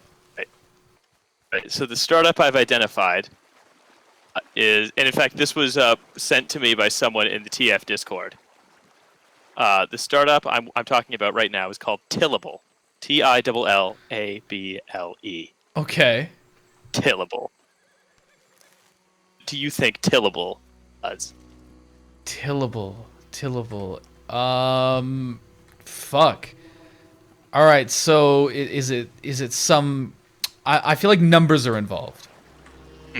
So when I think of when I think of a till, right, I think of a cash register. Some sort of accounting app, perhaps. I'm gonna say that's a little bit colder. Shit. First line. First online marketplace. Blank rental. Sorry, first online marketplace for what? Blank rental. This line will give you the answer because I am a sadist. Ho rental? It's actually closer than cash register. Right. Okay. So is it? So maybe it's more like tilling the fields then, sort of a farming situation. Is it seeds? I'd say you are in fact warmer. Warmer. Okay. So I guess you wouldn't rent seeds. So are you renting tractors, perhaps? It is simplify lease management. Blank investors. Blank investors. Is it about managing farmland somehow? That's absolutely right. Oh my god. It's absolutely it. It is. We decided that farmland was not a sufficiently, let's say, cruel and extractive and exploitative industry, as it's controlled mainly by agribusiness in the U.S. Yeah. We were like, no. What if we made like an Airbnb for cornfields? Fuck. So, all right. So how does it work then? Like, are you paying like a rental to like plant your shit on a field then? Oh, I'm glad you asked. For landowners, this is from its copy. Tillable evaluates any land and determines a fair rental price. The landowner then leases the land to Tillable for 1 to 3 growing seasons.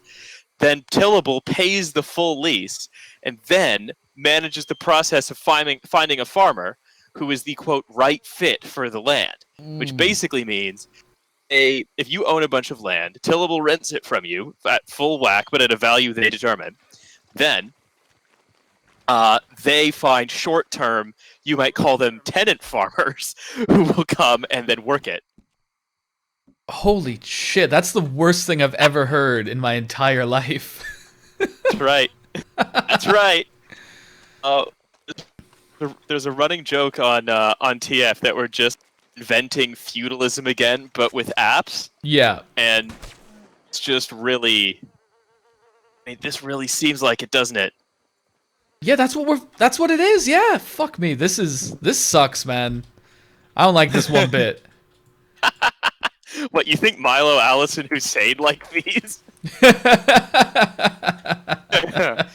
This is the experience of being one of the co-hosts of TF. You need to find out about this stuff and then just fucking die inside. So the whole bit is I'm just gonna ruin my co-host's day, basically. I'm just gonna give them depression. Is that the idea? That's right. That's what we do. That's why people sign up on Patreon. They want to hear Alice and Milo and Hussein get depression. Just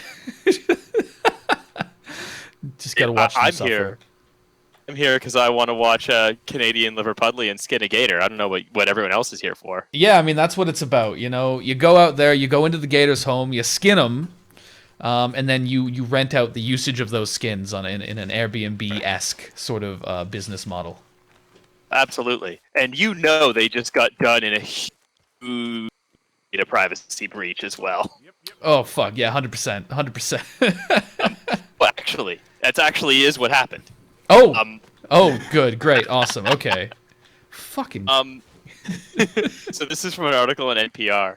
Parker Smith grows corn and soybeans on land near Champaign, Illinois, together with his father and uncle. But Smith Farm doesn't actually own the land it uses. About 75% of what we farm is actually rented. And this is very common across the Midwest, where about half of farms are owned by landlords who live somewhere else, with farmers competing to rent the land. And it gets pretty competitive. Oof. What's happened is that Tillable out thousands of letters to landowners backed by venture capital, basically saying we want to step in between you and your and your tenant farmer, essentially. Right. What's happened is what they've done basically is they've identified which ones they want to try to like buy out from underneath the tenants. Sure. By connecting with a company called Climate Corporation, that automates lots of different data about farming. So like, because you can't just you can't own and repair your own tractor, you lease it from John Deere.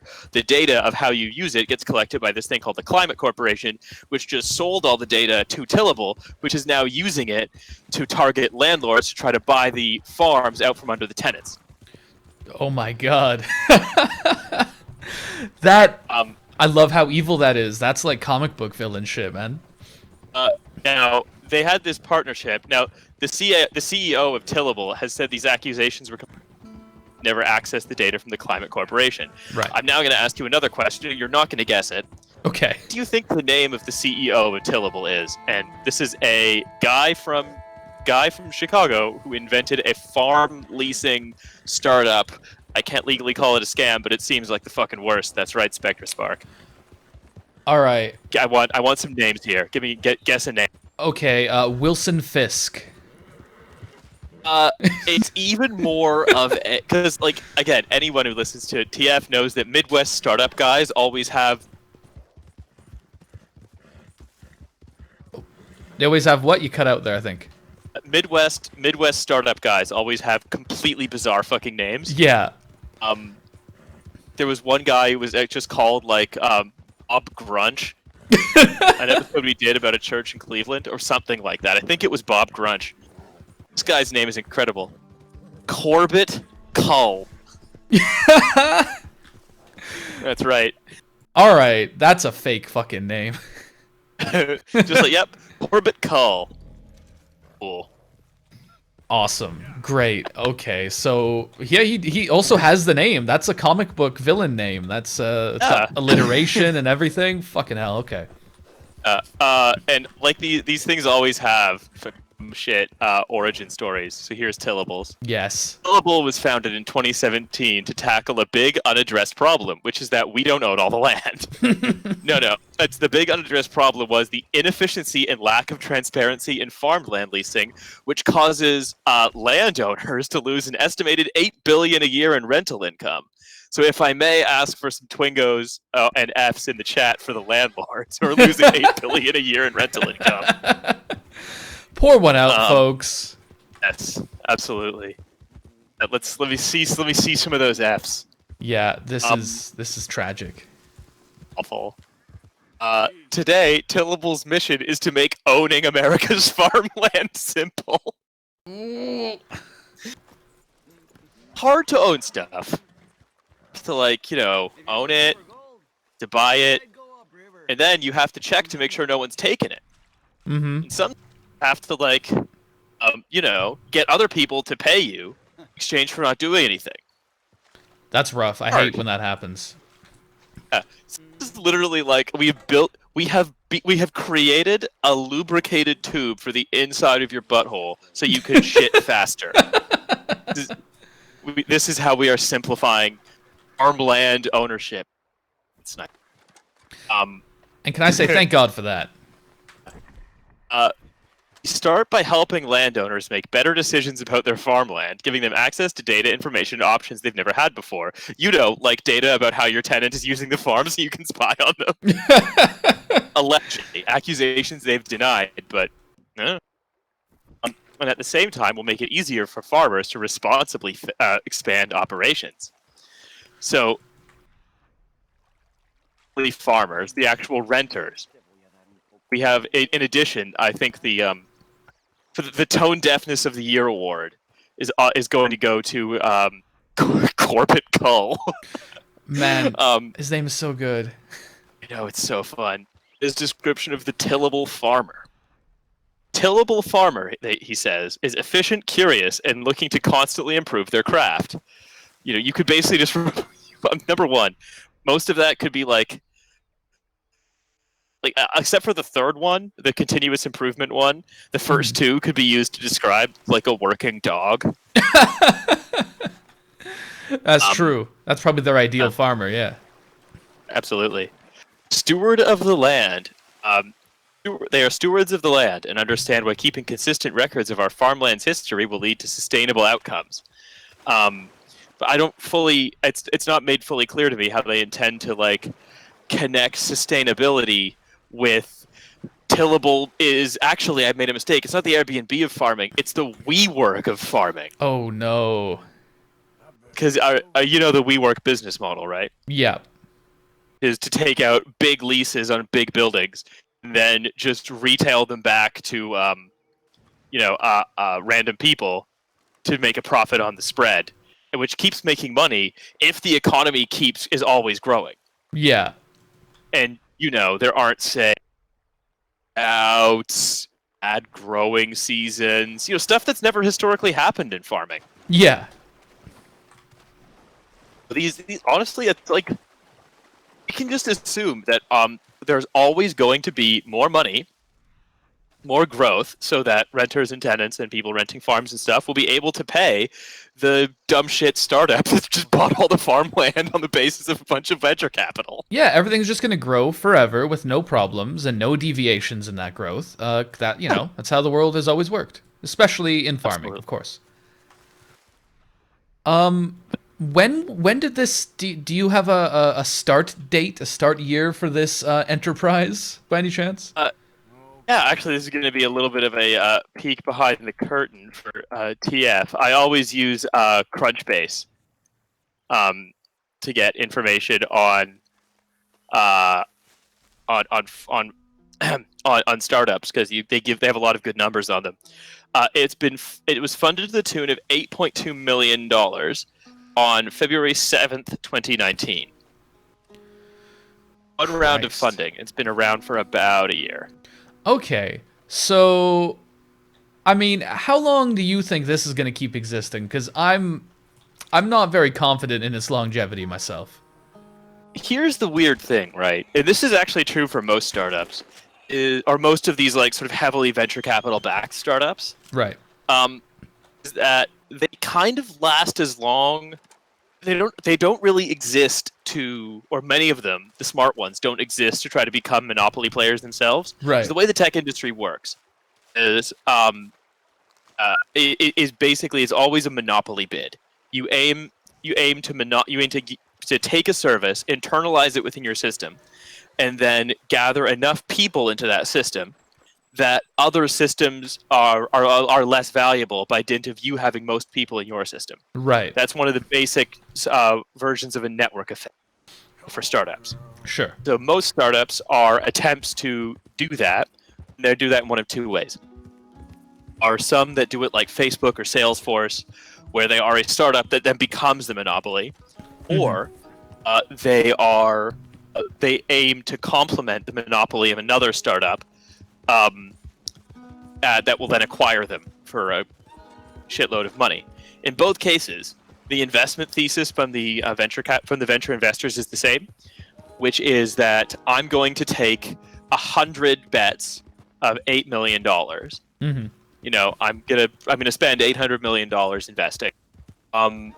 If just one of them makes more than $800 million, which if you're looking for a monopoly return, that's the kind of you can expect more than 100 to 1 return.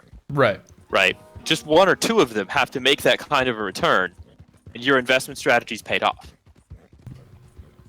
Damn, yeah. The idea is, take these companies, all of which are attempting to, and a few of them succeed, or a few of them monopolize enough of it, or demonstrate that they can monopolize enough of it well enough that they then get bought out by someone like Google. So then they get bought out by Google for like, $1 billion or whatever. Like I think that's or what have you. Yeah. And then the venture investor makes its money back. It's the same thing. The same thing happens. It's just almost incidental. Will they create the monopoly themselves, or does another big monopolist believes that it can help them expand their monopoly? Right. Yeah. So that's you can never really say how long is this tech company going to last. As long as the venture investor keeps just pouring money into it because they're trying to keep it alive until it either becomes a monopolist or gets bought by a monopolist, you never know. Yeah. However, I don't know. I don't think this one's going to last a hell of a lot very long, because soil depletion is basically going to bankrupt everyone. Oh, cool. When's that due? What day of May is it? 17th. We at TF are not famous for our rosy outlook. Another way that they keep them in cash, and this was something that really broke me when I saw it. Any TF Patreon subscribers in here, you're going to have to hear this twice. And any TF listeners, we've decided to unlock this episode on the Patreon, so it's going to come out on the free feed on before this week's free episode, like a minute before. So there'll be like 2 free episodes this week. Oh, sick! Is it going to bum everyone out? Oh yeah! Awesome! Oh my, yes! Yeah, I live to suffer. Let's have it. Let's do it. Right. Basically, okay. Remember the 2008 mortgage collapse? Yeah. Guy, called Chestnut. We've learned our lesson. Ensure that particular banks that did it would never do that particular thing again. Which means that it took about 2 years for in financial institutions that are not banks, which are creatively called non-banks, so they're not regulated like banks. Right. Doing exactly the same thing, not with mortgages. Companies' supply chains. Right. So, basically, there's this one, and it's the invention of this like one Australian. The company is now $4 billion worth $4 billion. It's called Greensill, and if you wonder why, say, some companies like WeWork or OYO or View or others last for so long, a lot of the answer is in this company that SoftBank also invested in, called Greensill, which in basically do a weekend at Bernie's with a dead company to make look alive. Right. All it has is ridiculous risks to creditworthiness. Yeah, no big deal. NBD, we're just doing the exact same thing as we did in the financial crisis. That's Basically. very cool. I'm very excited for 2008 2.0. There's this thing called there's this thing called supply chain finance, which sounds very boring, because it is boring. But the point is that it's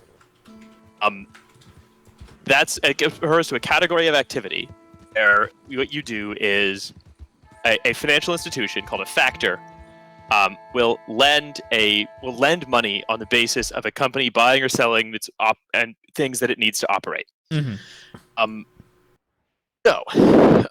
What this does, normal supply chain factoring, is let's say I have a company, you have a company. You've sold me a bunch of pencils. I'm going to resell them on. So yeah, for £100. With normal factoring, I need money to pay you. So I have a bank pay you, and then I pay the bank. Right.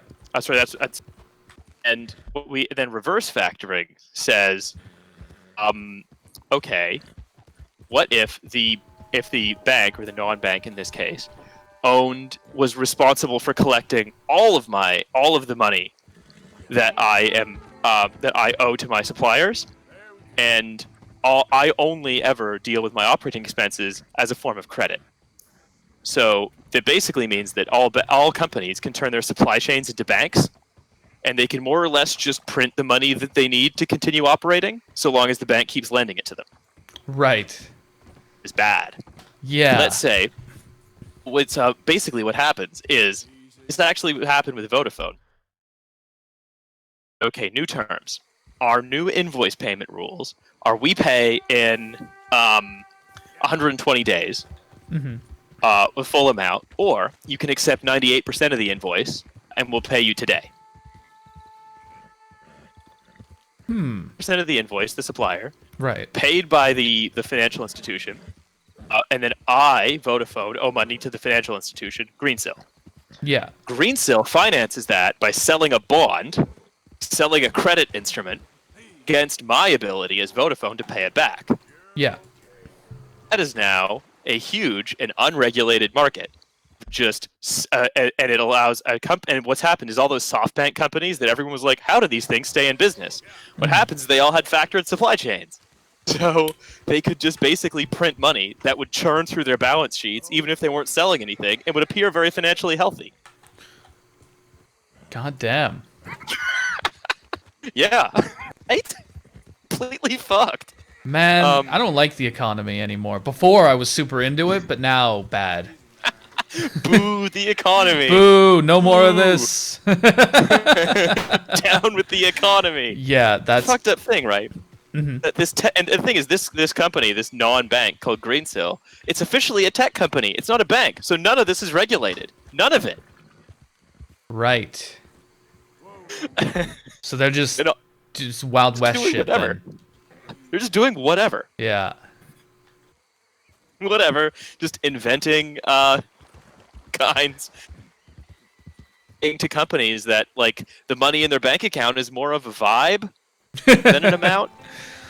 However, you and I both feel it's all the confidence we have that you're going to stay in operation. And so if everyone just keeps having unlimited confidence, then it just seems like a whole lot of bad credit build up in the system and then cause some kind of global financial catastrophe, maybe. Very cool. Are there any mainstream political individuals or entities that give a single shit about that, or is it just kind of going to keep happening?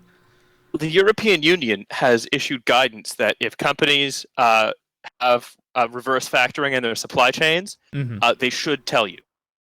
Right. Have to, but they should. Right. Okay. Be good if they did. Other than that, David Cameron and Barack Obama have been paying close attention by sitting on the board of the company that does it. Oh. Cool. All right. So it's gonna definitely just keep on happening. All right. Awesome. Sick. Yeah, so it all started in the U.S. and UK in the early 2010s, like 2010, 2011. And so David Cameron and David Cameron and Barack Obama looked at this activity and were like, we should pay attention to this. We're going to give you public money to set up different versions of that in our countries. By the way, put me on the board. In fact, remember the Carillion collapse in 2018? Oh, yeah. That was this. It was this that did that. Oh, sick. All right, yeah, this is super cool. We should definitely keep doing it forever. I mean, would David Cameron and Obama lie to us ever, you know? Oh, actually, they wouldn't, because they would get Pinocchios if they lied. Yeah, that's true. That's true. And then they'd be owned. Getting Pinocchios, that's like the kiss of death. You can't if you get Pinocchios, your campaign's over. Yeah, that's true. You've got to quit. You got to resign. You're done. Politics. You're out of politics now. It's gone. You're game over, man. You've been Pinocchioed. You know? You got the shit Pinocchioed out of you. It's over. Yeah. Whenever we respect the troops, we're respecting people who give Pinocchios. They're truth troops. Truth truth troops, especially in this time of coronavirus. It's for the truth. Fearless, some say. Anyway, yeah. So in my own research, I was like, it torpedoed a Spanish renewable energy company in 2015, Carillion in 2018, White House, NMC Healthcare, and Agritrade, a Singaporean commodities trader, this year. And I was like, oh, yes, it's heavily involved in because SoftBank, because many SoftBank companies, wouldn't you know it, have had a bunch of Credit Suisse's money just churned through their balance sheets by this other SoftBank company that started doing it after they were all bought by SoftBank. Awesome. Cool. Well, dusting my hands off theatrically, nothing more to see here. Yeah, that's it, man. That's fine. I just thought of a contrarian take. Say you want European-style social democracy, and yet you're trying to exploit the regulators to make them work harder. Interesting. Curious. Curious or incurious? No, it just goes to show like the Liz Warren style of we're gonna tell them to smarten up. Like they did the Liz Warren thing in 2008. Yeah. And then SoftBank was just like, okay, we won't take deposits. We're no longer a bank. You can't tell us what to do anymore. Yeah. Oh. Oh, dadgum. Beans. Beans. Well, to be fair, that's smart. They smartened. They smartened up. Just oh, you told me to smarten up, and now, it's total AJ Soprano logic. They're like, we wish you'd care more about stuff, AJ, and then he's like, I got you a present but didn't wrap it because it's bad for the environment. What? You told me to care more about stuff, and then Tony and Carmella have to be like, fuck. Yeah. Our shitty son. This again. I've been going back through this. That shit is incredible. I love that show so much. Man, I feel like a lot of people have been doing that. I don't know why. There's been a resurgence. People are talking about it again. Almost as though people have very little to do or they leave their houses. But there's also an abiding dudes rock movement that people are just absolutely thrilled about. Oh yeah, dudes rock. And The Sopranos is a fundamentally dudes rock show because it's about the friendship fundamentally about friendship and nostalgia, which are like, it presented not exclusively, but in this case, is dudely emotions. That's fair. No, that checks out. Dudes do rock. It's do indeed rock. they do indeed rock. We've been finding this. Yeah. Yeah. So that's basically the our speech to the regulators is stop being like AJ Soprano. The worst Soprano. The worst, yeah. No, I think he's one of the most interesting in later seasons because he's just so relentlessly a piece of shit. Yeah. He's not even like a sort of potent piece of shit like Tony. He's just like a ideologically committed, just lazy shithead who just hates everything. Yeah, he just fucking sucks, man. Yeah. If we call ourselves the workers' movement, yet we don't. Are you wearing a mask? No, you just have a beard. And yet again, we are insulting AJ Soprano, who is a worker. When will the hypocrisy end? When will the hypocrisy end? Indeed. Well, I don't know. I mean, we're gonna talk a lot on our. We're doing our Brendan O'Neill St. Brendan's Day debate tomorrow, when we will be asking exactly this question. Fantastic. Because it is actually St. Brendan's Day in the Catholic calendar tomorrow. Oh, fucking thank goodness. I thought I might miss it. We are in fact doing the St. Brendan's Day Brendan O'Neill debate. All of us are going to be in character. I mean, we're not going to be there. It's going to be Brendan O'Neill moderating, of course. And then speaking for the resolution is going to be Brendan O'Neill. Speaking against the resolution is going to be Brendan O'Neill. And supporting both of those teams will be Brendan O'Neill, of course, Brendan O'Neill, Brendan O'Neill, and Brendan O'Neill. Thank you, Brendan O'Neill. Yes. So everyone's just gonna. So it's just gonna be 7 Brendan O'Neills, all surprised at one another's hypocrisy and the hypocrisy of the nation in general, all sort of sniffily high-roading each other. It's gonna be very fun. Yeah, I'm looking forward to this. It's gonna rule. Yes. Should I accidentally went into plugs because I was thinking about Brendan O'Neill? That's fine. You listen. we all spend a lot of time thinking about Brendan O'Neill. We've We're all been thinking there. about Brendan O'Neill. How does head get like that? Listen, these are the sorts of questions that keep me up at night. And I really wish I knew. Yeah. Also, I'm afraid I'm going to slightly have to love you and leave you, as I have to walk the dog, and then I have to go play games on my Twitch. Hey, that's fine. You know what? There's nothing more important than playing games on Twitch. I've always said that. Nothing more. Yeah, that's absolutely. Right. I'm always saying that. Good. All right, we're on the same page. Always saying that. Yeah. Clever. Right. Thank you very much for having me and letting me play my startup game here. I've enjoyed myself. Hell yeah, man. Well, thank you for coming. Yeah, if there's anything else you want to plug, fucking go for it. Yeah, you know what it is. TF's a fun podcast. You can find it wherever podcasts are. In your house, and out in the street, on a phone. Usually is a good place to find them. Yeah. Usually check on the phone, but you never know. Yeah. No, I shall bid you farewell. I shall bid you see you later. Smell you later, in fact. All right, man. Smell you later. All right, later. Take care. Everybody.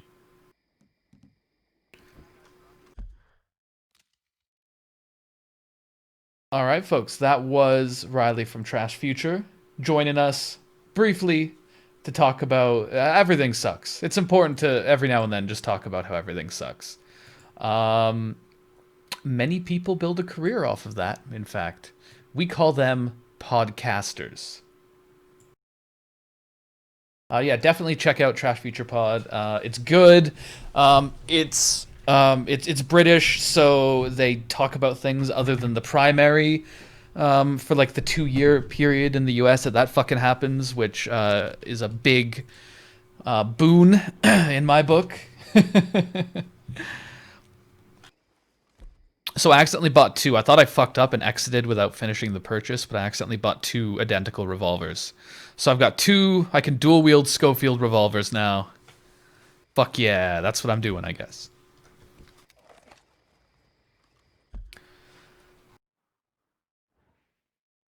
So I'm gonna head back to camp real quick. I'm gonna rest, cook up some food. And I looked it up, and it turns out that the legendary alligator doesn't show up until a certain point is reached in the mission. So I'm gonna have to come back to it. I'm just gonna hunt other stuff for a little while. Or we want to go west. I found out that no, the hunting wagon is not in fucking single player. So I'm gonna go find a mod, probably before next time I stream. I might stream more of this next weekend. We'll see. I'm really enjoying just like hunting. Hey Kay, is Red Dead 2 worth getting in spite of the always online thing? If your connection is stable, then yes. I would absolutely recommend it. I think it's by far the best story Rockstar has ever written. I think it's really fun. I think it's... If you try to play it like a fast-paced GTA kind of game, I don't know if you'll like it, but when you kind of accept it as its own thing, because a lot of the animations are very slow and detailed and shit, it's very much like, you gotta get into the vibe of being a cowboy and doing your thing and just hunting. And if you can get into that kind of headspace, you're gonna fucking love it. You're gonna have an amazing time. It's a very long game. I've beaten it once, but I'm playing through it again, but I'm taking time to do all the little side shit, doing loads of hunting. I'm going to get all the legendary animals. No, I don't think I hitched you properly because I kind of walked past it like a dummy. You went out and got Bloodborne? Hell yeah. Highly recommend that. Yeah, I recommend Bloodborne. I recommend Red Dead 2. There's been a lot of good AAA games, despite so many companies totally turning to shit more than usual recently. Alright, where's my tent? Arthur needs a nap. Where is it? It's over here, I think. Say whatever you do, Will, but I tell you, if I don't get out of here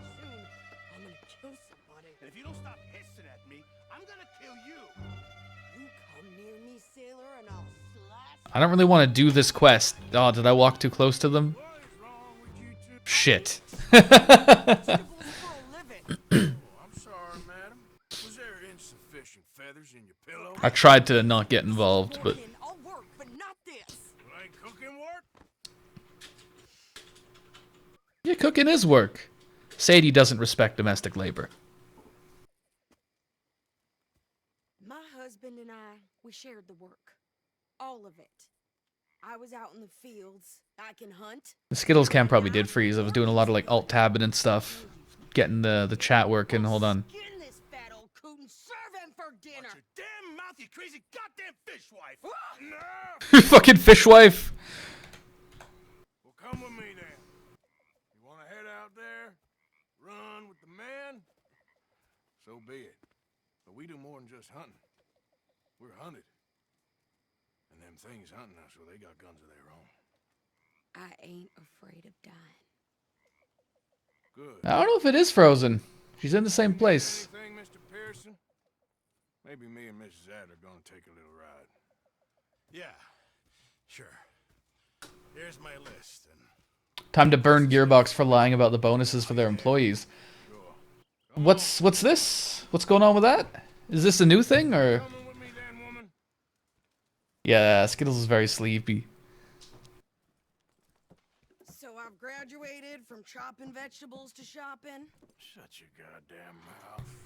Alright, I got kind of shanghaied into this quest here, so we're doing it. Sadie's one of my favorite characters anyway, so...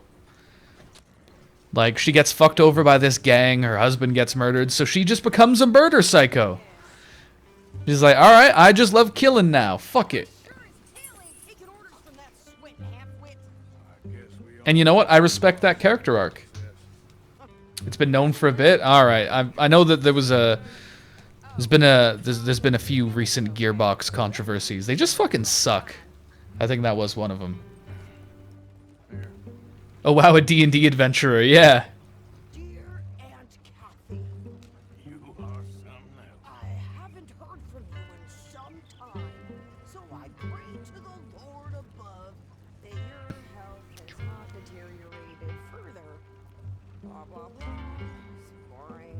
I kind of like scooting around in a cart in this game.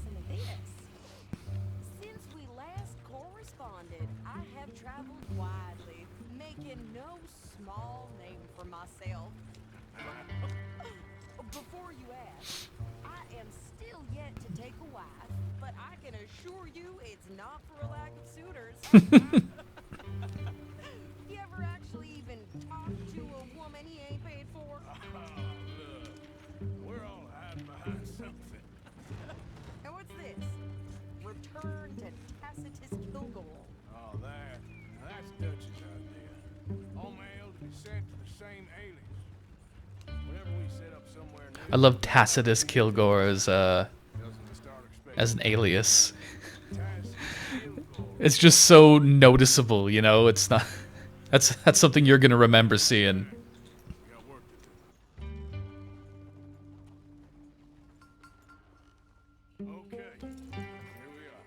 So, what's the plan?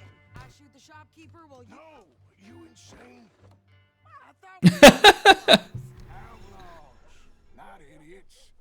We rob fools that rob other people. These people, they're just trying to get by.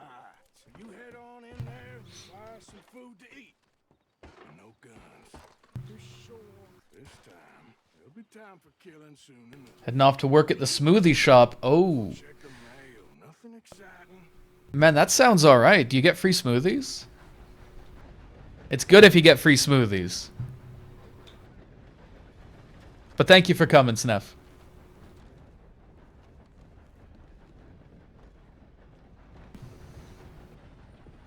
I gotta go get mail at the post office. Hell yeah. Collecting mail side quest. My health core is suffering. I need... Shit, I didn't get to sleep because I got dragged into this fucking quest. You know what? It's probably fine. What do you mean nothing? What's in the park? Look, get some ointment, all right? For a private matter. Now I'm Private ointment, huh?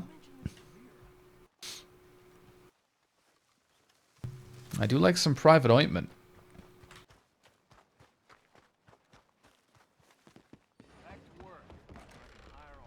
We have to pay for the shit there? Fuck that. We steal water and cookies. Yeah, good. That was the one good thing when I worked as a cook, was free food. But I definitely did, steal a lot on top of it. Because fuck them. I was getting paid like a hair above minimum wage to do one of the most stressful fucking jobs there is, being a cook. Fuck that. Not that I endorse illegal activities, of course. Simply observing a thing that did happen.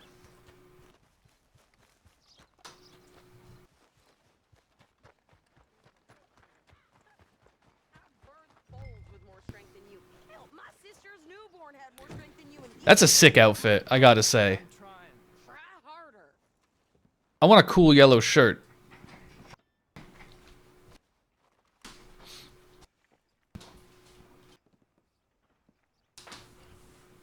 I think this is everything. See, actually, I wanted to, I did want to pick Riley's brain about something happening in UK politics right now, but we ended up losing, like, he was just coming around for an hour, and we ended up losing, like, 20 minutes to Discord. But, yeah, I've been really interested in the media's... Oh, I'm hopping on? Alright. I've been really interested in the media's representation of the new Labour leader, Keir Starmer, because a lot of people were working under... Oh, she's driving. Cool. A lot of people were working under the false assumption that the media would treat him like Corbyn.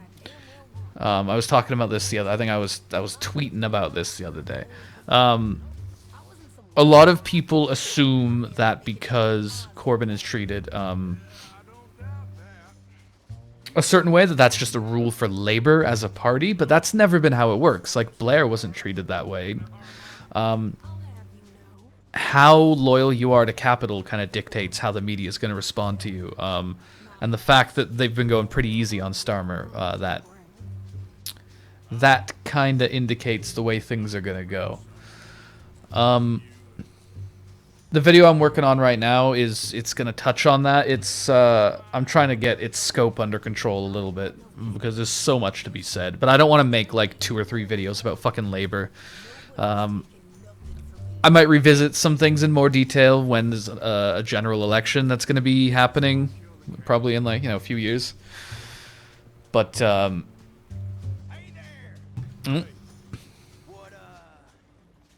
you folks up to? Just heading home.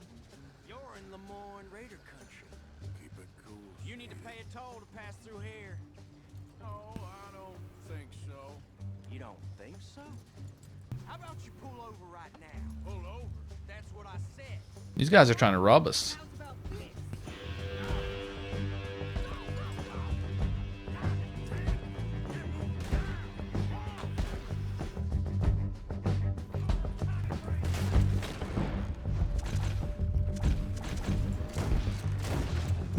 Bada bing. Yeah, I got this. So yeah, what I'm getting at is basically that he's gonna get an easier ride in the media. I think I mentioned this briefly the other day. I think SpectraSpark or someone asked if I think that he's got a chance of like winning, and I said that would be the only reason why.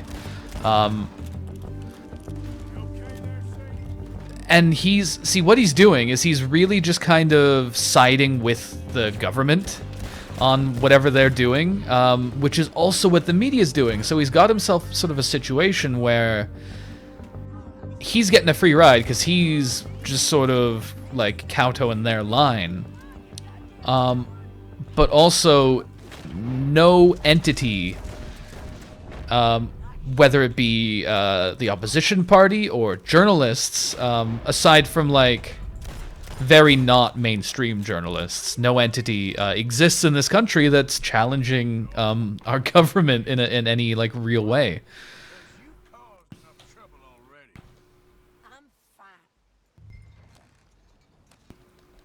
which is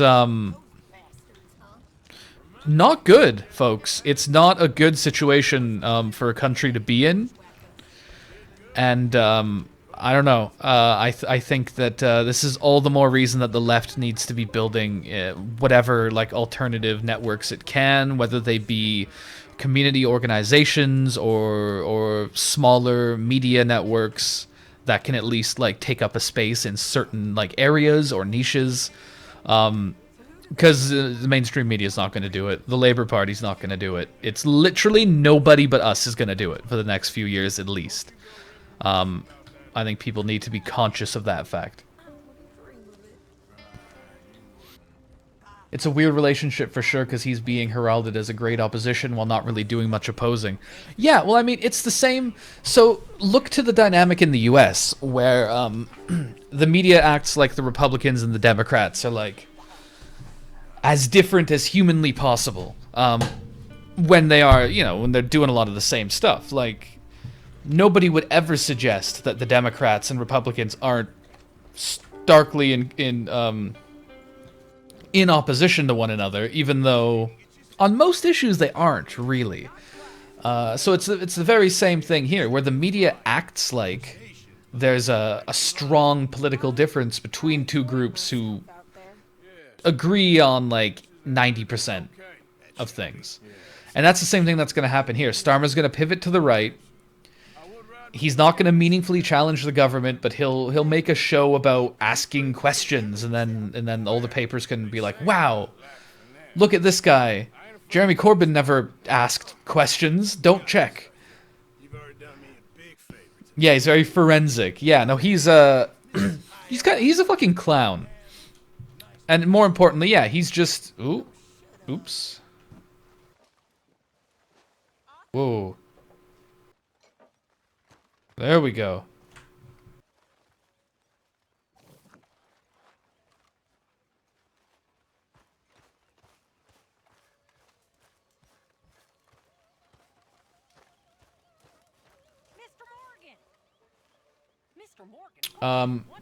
Yeah, so we're gonna see a lot of that in the coming years. The media's gonna act like Starmer's presenting like a radically different view from the Conservatives, while he sort of quietly removes all the Corbyn era policies and runs on like platitudes. Basically, he'll say things about, well, we gotta get in a Labour government to improve people's lives.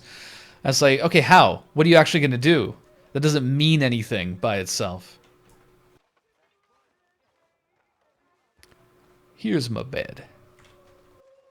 Gonna have me a sleepy. Will 3 hours fully heal me? We'll see.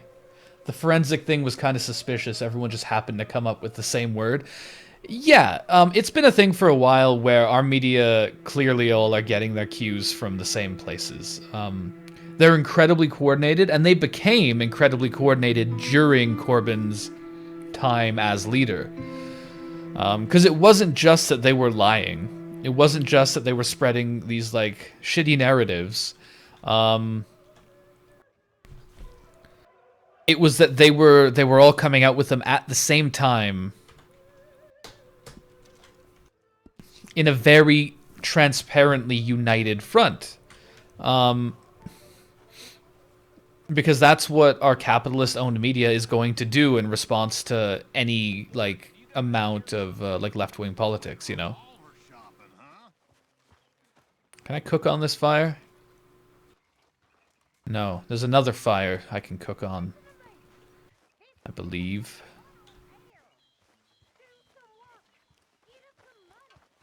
Well, it normally is. This one, maybe. Nope. Shit, where do I cook? Let me cook my meats.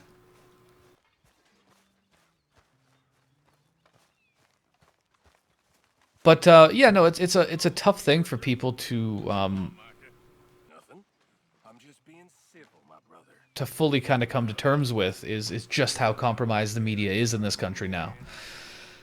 And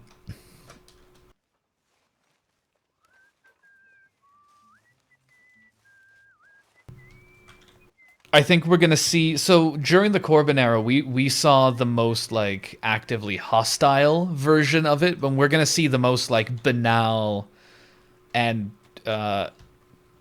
fucking manufacturing consent version of it going forward. Because yeah, they're just gonna be taking it as a given that just because he's in the other party, Starmer is doing opposition now, and I really hope he doesn't win.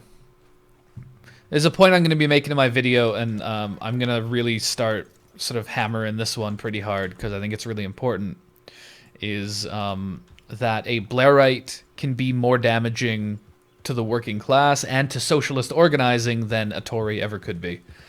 And Blair was. Like, the way Blair destroyed the left in this country is profoundly, in my opinion, unexplored, considering how big it was. And Starmer could potentially do that. He could diffuse a lot of what sort of came up around Corbyn in the same way Blair did. I don't think he will win. I think he's going to get owned because he's a centrist and they don't really win anymore. But if he does, it would be actually worse. So don't vote for Keir Starmer. A little friendly competition. I love friendly competition. I've been looking for a challenge and I ain't found one yet. What'd you say? Yeah, dude. Why don't we find out? Good. Whoever shoots the most bottles wins. Okay? All right. All right. Stand alongside me. As soon as you pull your weapon and aim, we let fly. Okay? Go.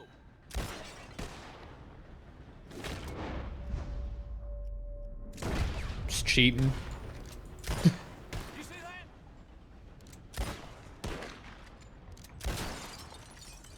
Oh, crap. Where are the other bottles?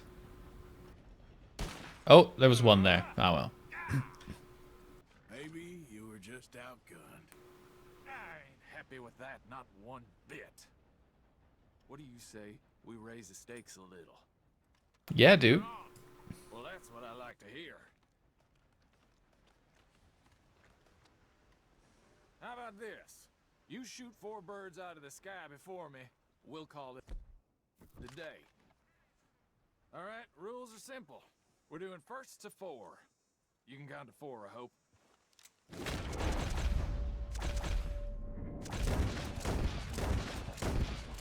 Stand close. As soon as you see him, start shooting. Oh, what? There they go now. Shoot.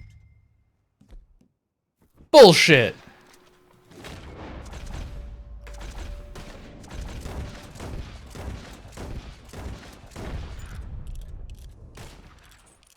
I say bullshit. I am just like cheating with my superpowers. Where are the birds?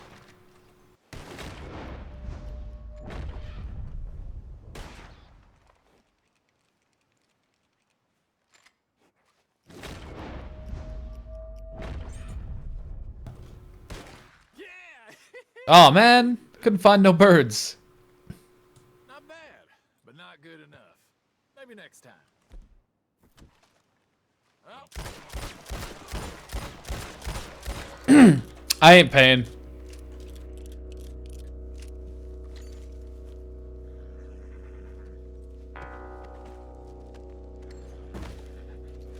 That music came in a really kind of threatening way. Yeah, it does look like I won that round, doesn't it? Curious.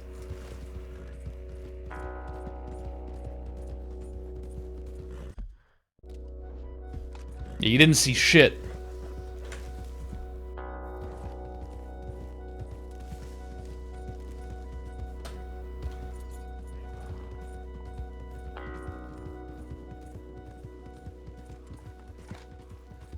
That's right.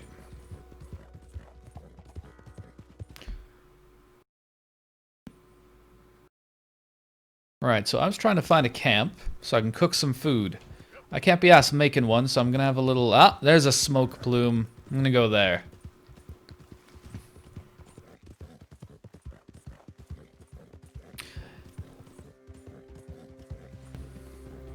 Anyway, yeah. While I do say it would be worse for Starmer to win than lose at this point, I'm not really worried about him winning. Like, I don't see how he possibly could. Like, his entire, him and the labor rights entire campaign was around disillusioning the left, which is why so few people voted in the last labor leadership election, and it's why Starmer lost to didn't vote. So that doesn't bode well. And he's polling at like 30% right now. Like, people kept talking about the Starmer bounce that's gonna happen. It's not happening. Honestly, people aren't even that mad at the Tories for how they've handled COVID, because the media is just gonna tell them that the Tories did a good job. That's how it works. Like, anyone's plan that relies on like a strong criticism of the Conservatives your plan's gonna fail. That was why Corbyn had a chance, because he was able to offer something in his own right and not just say, well, the Conservatives suck, because it's like, everyone's just gonna be like, well, yeah, you're supposed to say that, you're the opposition. But none of our media has relayed that idea to me, so I'm gonna assume that you're making shit up just to score political points.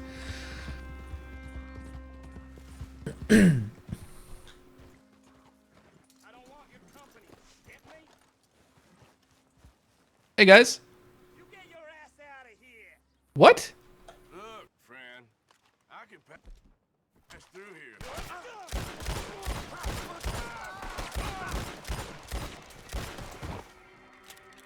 They shouldn't have done that. Starmer bounce is what we're gonna call when we defenestrate him. Acceptable opposition TM. Yeah, it's...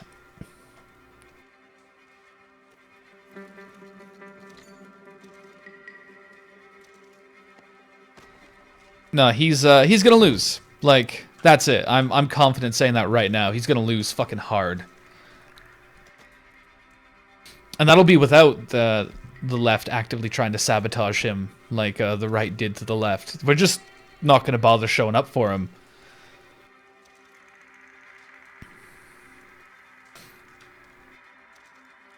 And you know what? Good. Fuck him. I'm gonna cook some... They're all plain. Do I have any seasoning? Does not seem that I do. Alright, well. Just doing some campfire cooking. But a general election in this country is a long ways off, so for the time being, the big thing is gonna be watching Joe Biden get fucking owned. That's gonna be pretty fun. I'm still hoping that he and Trump have a fight on stage. Like, the one upside to this is gonna be just like a fight. That's what I want.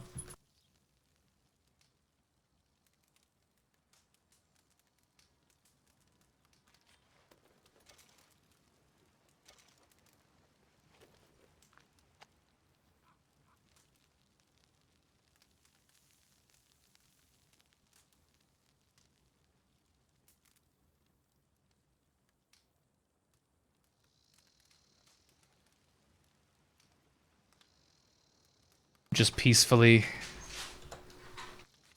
So I was just grabbing something. I'm just peacefully cooking my meats.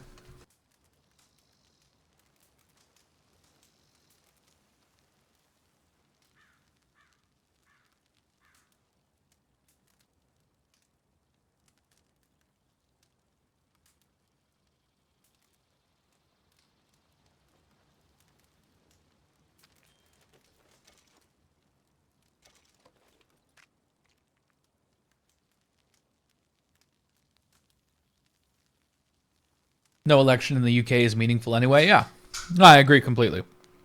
I'm interested to see. So a lot of people have been newly politicized by Corbyn, and then fucked over basically by Corbyn's opponents. So I'm interested in seeing where they go. Like, what are they going to do next? What are they just going to break into like the boring factions that have been doing nothing in the UK for 100 years, or is something a little more substantial going to come of it? I don't know.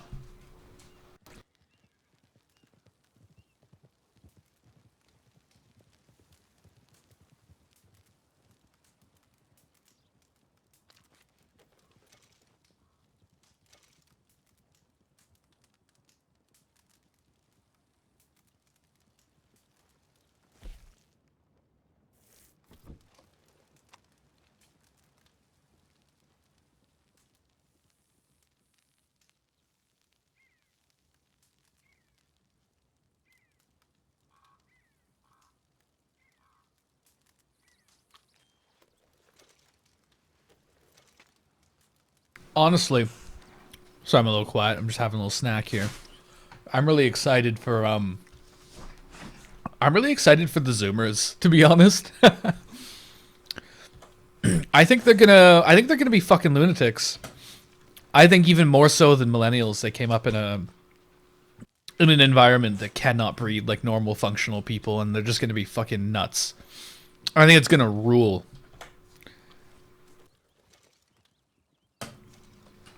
It's gonna be Zoomers who kick off a civil war. I'm calling it. Zoomer civil war. That's what it's gonna be. I'm making that prediction now on stream for posterity.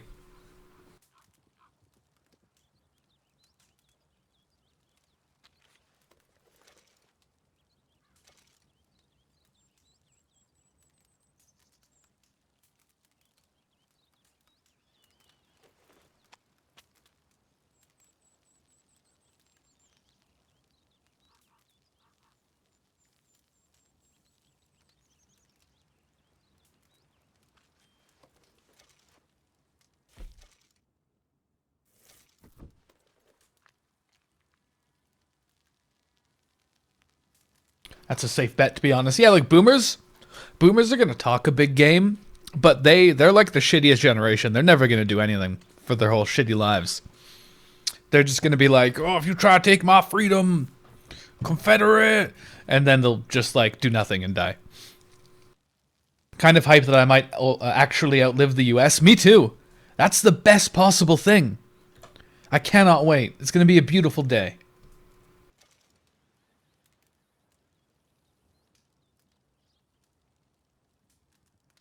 Oh no, the millennials are going to be like... The Zoomers won't be able to achieve shit without the millennials because we're going to actually have the experience. They're just going to be a bunch of young psychopaths. It's going to be great. It's going to be the perfect team. I'm really excited.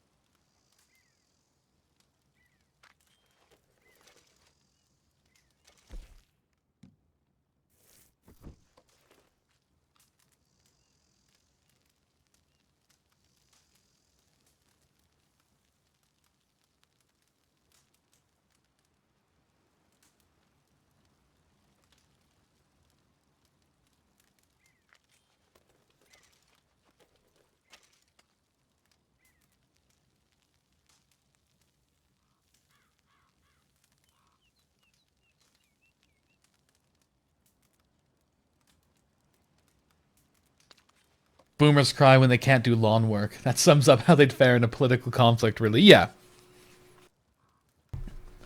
Yeah, they're not even... They're not really serious contenders for anything. Theory and praxis in two age demographics. Exactly. Exactly. You get it. You get it.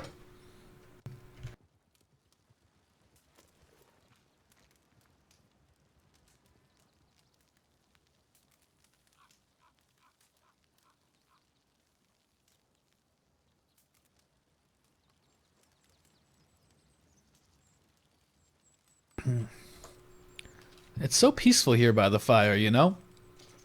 Skittles is snoozing. Oh, I think she moved. I don't know where she is now.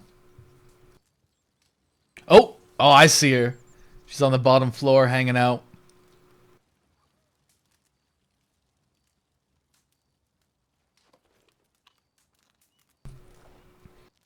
Yeah, I don't know. I actually like I like generational politics. A lot of people correctly point out that obviously there are, there's good boomers.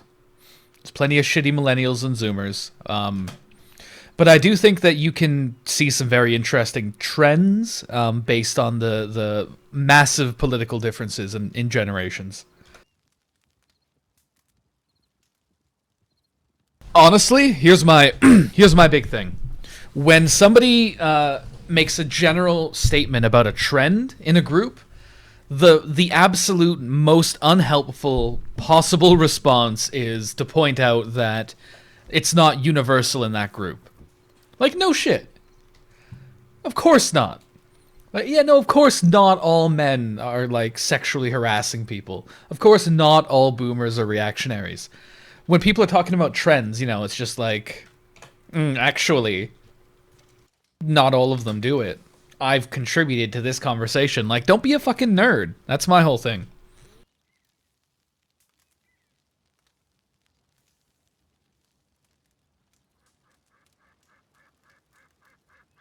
That's my yeah, that's my political platform. Don't be a nerd. That's it. That's all I got. It's that neo-atheist, I have something important to say mentality. Yeah. It's like, fuck off.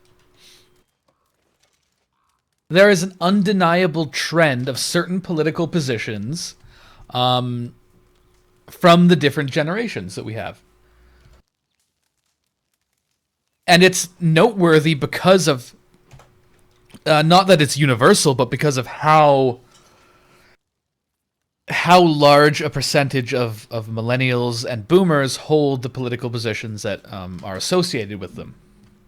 And Gen X just doesn't count. It doesn't. It's not there. It doesn't. It's not real.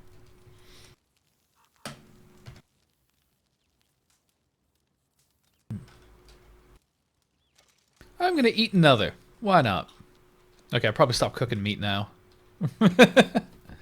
I can see my Zoomer nephew lighting Molotovs, to be fair. Good.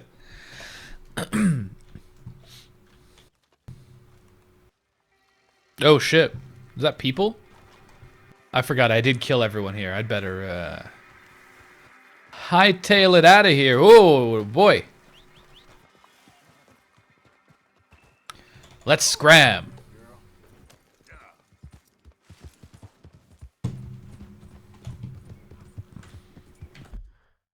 Alright, what are we hunting? The only misgiving I have about that is when people act like all the boomers dying off will fix everything. Yeah, that's a problem I have. That's just that is the problem with sort of the common generational politics that has come up. Is it lends itself to this passive, oh, we'll just wait and then it'll be fine. Be like, no, you don't need that many people to make up a ruling class. There's going to be more than enough millennials and Gen X to maintain that hegemony. And when they also control the entire media, it's just a matter of figuring out new ways to control the narratives with millennials. That's it. Yeah, there's going to be plenty of reactionaries, and they're going to be really fucking annoying online reactionaries. They're going to be really shitty, simpering, logically speaking, kind of people. And they have no rights. A lot of people don't know that, but they have no rights. So I'm looking forward to that for sure. Oh, did I just pass my own marker? Here we are. I'm going to try to find a fox. Yeah, no, factually correct. You know, millennial and Zoomer reactionaries fucking suck. Alright, varmint rifle. That's probably going to be the one for foxes. I don't know. What are you? That's a little deer.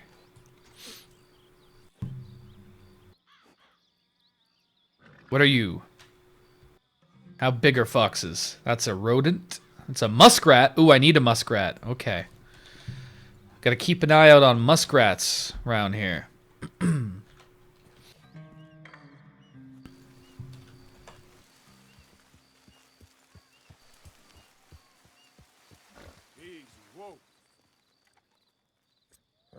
You got any buddies, muskrat? Ooh.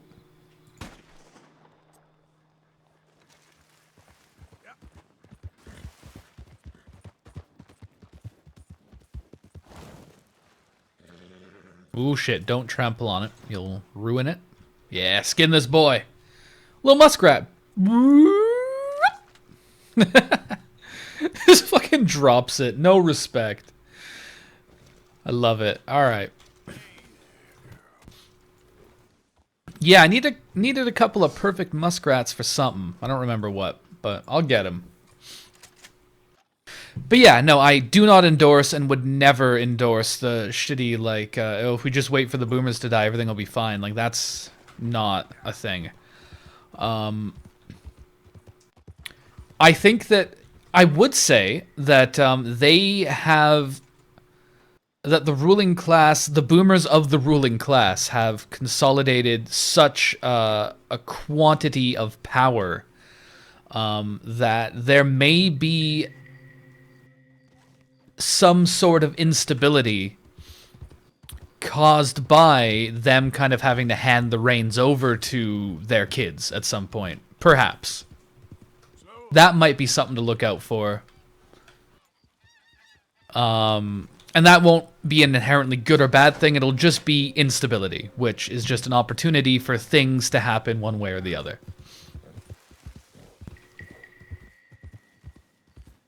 What are you? There we go. Raccoon? I need to study you. Come back.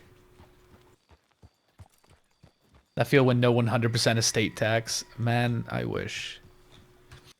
Easy.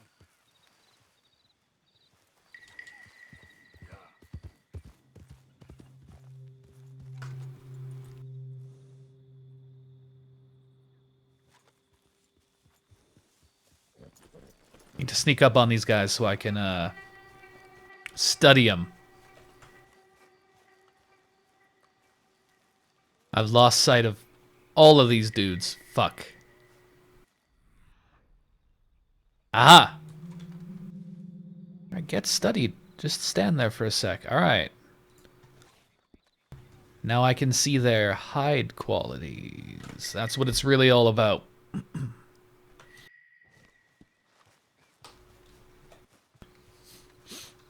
Yeah, that's another part of why it does matter to push for candidates like Corbyn, because they would introduce, well, by moving the Overton window, what you do is you raise a generation in an environment where different things are in their range of what they consider a political possibility. And that's another good reason, or another good way to look at how damaging Tony Blair was in this country. It's because he ensured that millennials basically would come up in an environment of no political possibilities, of total, just blank soullessness. And I think that has been damaging to British millennials. Like, they're still, like, relatively left-wing, but they would be much more radical and much more willing to actually envision more than, like, maybe we can get in a good Labour government. I think if they hadn't come up in this world where, wait a minute, is this coyotes? No, that's a fox, I think. If they hadn't come up in Tony Blair's Britain, basically, where history is over and nothing will ever change, and you're just gonna have to fucking take it. Like, that's damaging to a generation of people, so... And same with, like, getting Bernie in. Like, you'd have people growing up in a world where, like, it's normal to have universal health care in America. Because that's how it is in the UK. Like, people who grow up with it, like, it would be weird not to have it. Like, that's super important for defending your gains, is creating an environment where it would be very difficult and very unpopular to get rid of them. Because people grew up with them. I don't think my varmint rifle will do it on that deer, but let's try. Nope. Ruined the pelt. Look at him go. I love a good muskrat.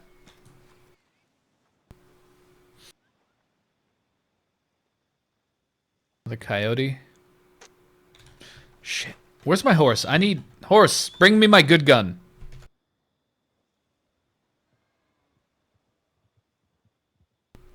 But yeah, that has been a very important struggle that we haven't done a great job of in this century, is controlling the Overton window, because that is the biggest harm that neoliberalism did, was just closing it and just blocking off any possibility of any other kind of world.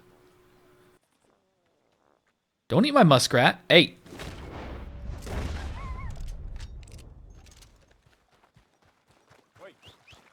But I do think we've been doing a good job more recently.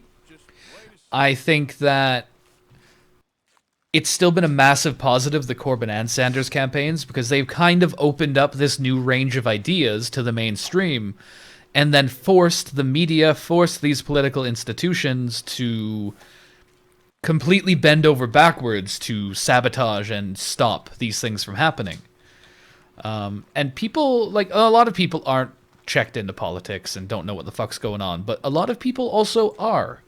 And they are going to notice that. They are noticing that. And that makes a difference for how... A skunk.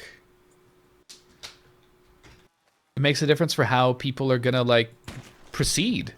How people are going to deal with the political sort of questions and problems that are gonna come. I didn't get it in the head, I guess. In the coming years, and they're gonna be probably pretty bad. I mean, like, I got wild boar skin. I mean, we are stacking recessions at this point, and we responded to 2008 with nothing. Basically, we didn't do anything. We did fuck all. So we have a generation of people who are generally more left-wing, who lived through that and saw that doing nothing didn't do anything. Shocking. So how they respond to coming crises is going to be informed by that. And I think that's important. And that gives me a lot of hope, actually, because there's going to be morons, you know, there's going to be dummies who are just like, oh, let's just do the same thing we did last time. Let's just neoliberalism forever. But I think they're going to increasingly shrink into the minority. And I think we're going to see a good example of that with Keir Starmer running on a campaign of no serious change, getting fucking owned. Also, Joe Biden doing the same thing. He's going to get fucking owned. And that's good. That's a barometer for where the public mindset is at. And while it does undeniably contain a lot of really shitty reactionary ideas, it's not open to just like the endless facade of business as usual forever, because it's kind of realized, it's kind of clued in the collective consciousness that that's fake and not sustainable. And that is very, very good. That I'm very excited about all the time. I haven't seen a single fox the whole fucking time I've been here. Where are those boys? You a fox? Huh? What's that little thing? Eh. They'll blame the Biden loss on Bernie bros. Let them. Let them. First of all, that reinforces the fact that the left is powerful enough to stop them from winning. And second, we can just turn to them and be like, you fucking, yeah, everything's the left's fault. You can't even take responsibility for running a shit candidate. And then next time when they try to run a shit candidate, be like, well, remember last time the left, which you've now established is strong enough to stop you, is going to stop you. Like, demoralize and destroy the liberal establishment at every corner. Because people buy into it, because they think it's a safe bet. So you need to make it like a stupid suicidal bet, which it is, but you need to make that so obvious that it's undeniable. Because while, like, people who profit from these liberal institutions don't, they're not engaging in good faith, the people are. People genuinely think this is, like, for the best.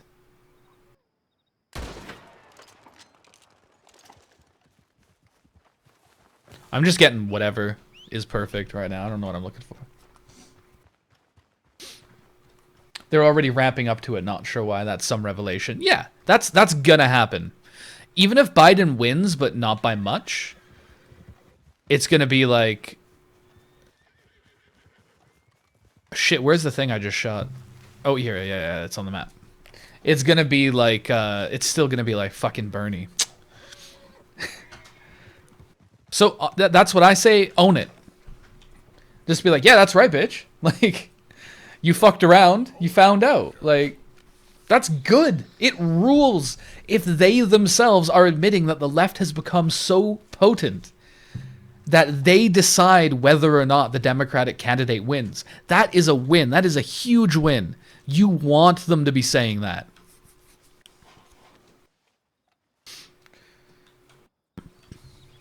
Because then it's just like, all right, well, you fucking better try harder next time. Like, don't let them guilt you, being like, now it's your fault that Trump does stuff. Just be like, nope, your fault for running Joe Biden, even though we told you we weren't going to vote for him. Like that. Fox. Okay. Shit. Is Fox a varmint? Or a real rifle? I really don't know.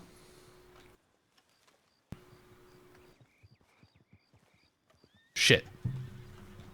Fuck off, horses. What are you... You're blowing up my spot. Hang on.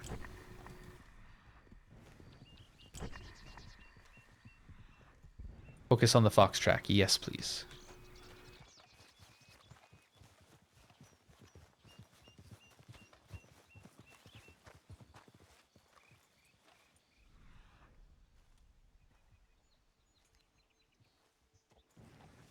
The fuck? Their candidate hasn't even lost yet, and they're making excuses for his loss. Yeah. Another good thing about this is it makes liberals look like a fucking cult. Like, no matter what, and they are, no matter what, they're going to have an excuse. It's going to be someone else's fault. They will never self-criticize or self-analyze. That's something that, like, defines them as a political movement. Everything is great. When a Democrat is in, Obama did nothing wrong. We are never, ever going to think about why and how Trump immediately followed Obama. That's their entire political program. Okay, did I fuck up its pelt? Nope, I didn't. Awesome.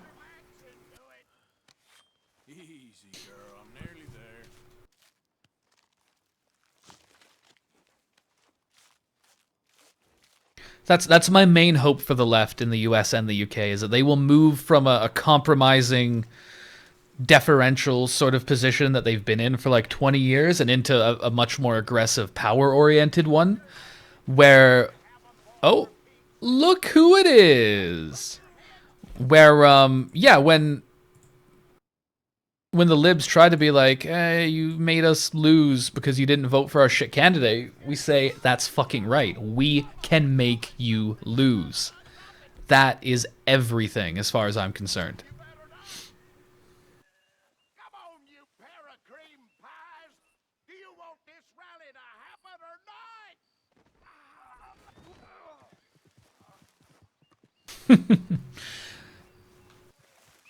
Well, looks like I better pick up that last guy.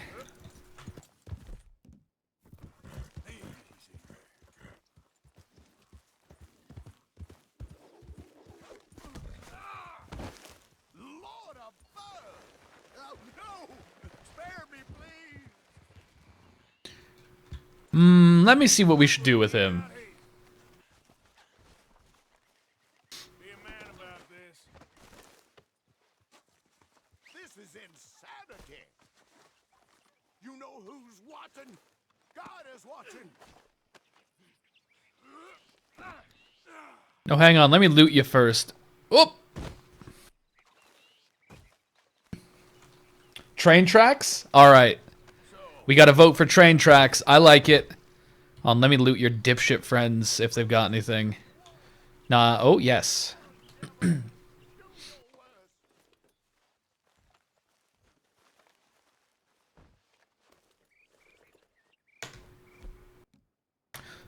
Just to be sure. You never do know with these ghosts.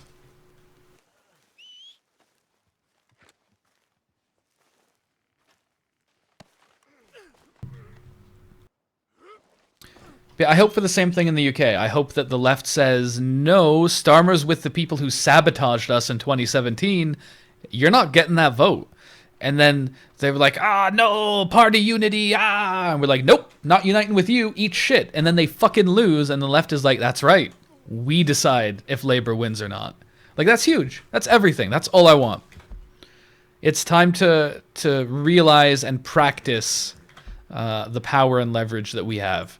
All right, the train's kind of straight ahead of me. This only works because the person driving the train isn't real.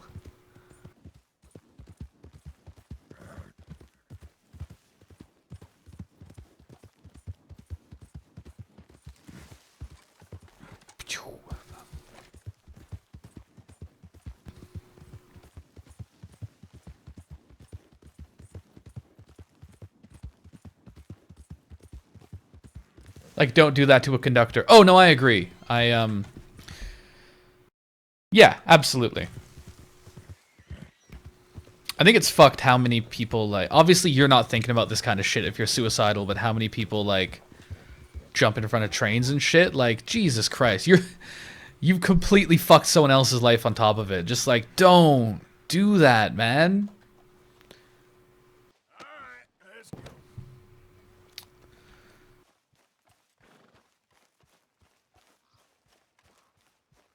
Well, could be a little bit before we get a train around. I'm not near a station, am I? I want it to be fast. Nah, we're good. We're in the middle of fucking nowhere, buddy.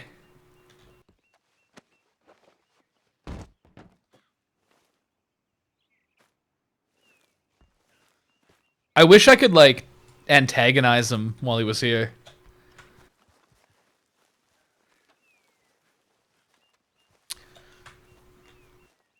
Well, just gonna have a rest. We ain't going nowhere.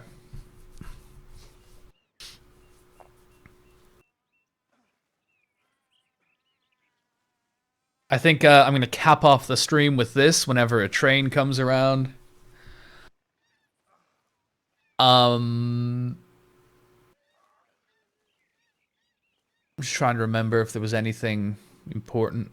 I don't think so. Yeah, my guest was Raaleh from Trash Future. Check that out. And fucking join the Discord. The link's below the stream. And if you find yourself in a decent economic position, fucking maybe subscribe on Twitch or maybe give to the Patreon, whichever. I don't have much of an income anymore in these lockdown days.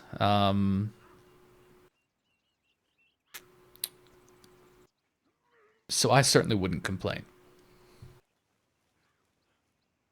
And in return, I will digitally, in a video game, murder Klansmen. That's not a train. Well, we could be here a while. Suicide seems a very natural reaction to our political system. Honestly, yeah, I mean... I'm certainly not curious about why people do it, but, you know, don't do it if you're thinking about it. And definitely don't do it by throwing yourself in front of a fucking train. Jesus. Jesus.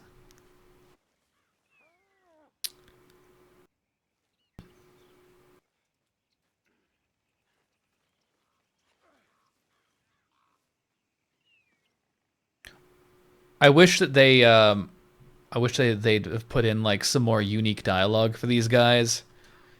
He could be begging for his life right now. Come on.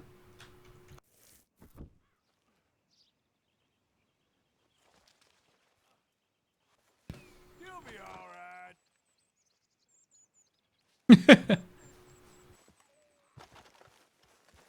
How's it going, buddy?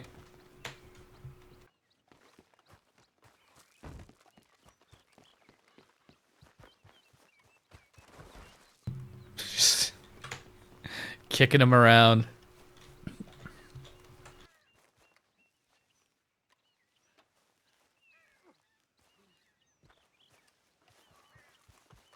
Well, that reminds me, speaking of Patreon, we are halfway to the next big sort of Patreon goal. I think we're at about 150.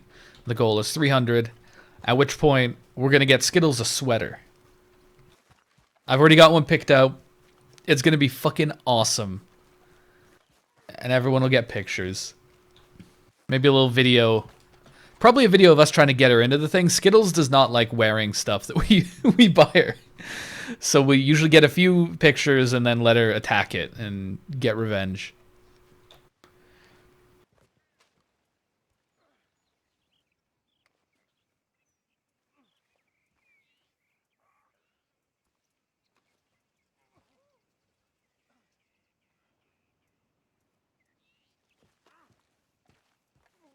You know, I thought trains would be a little more regular than this. Maybe I should go chase one down. I don't know.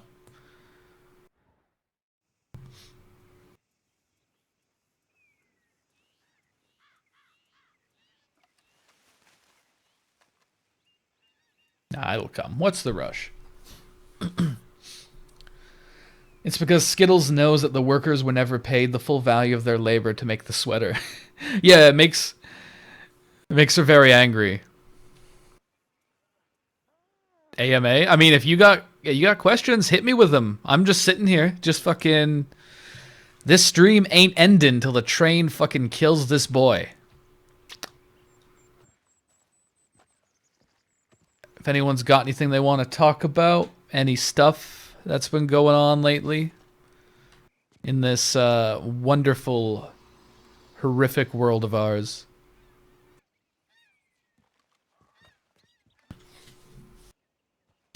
Because I mostly just think and know about ferrets. That's my whole sort of purview. Where is Skittles? I don't know. She's got several beds, so she'll be sleeping in one of them.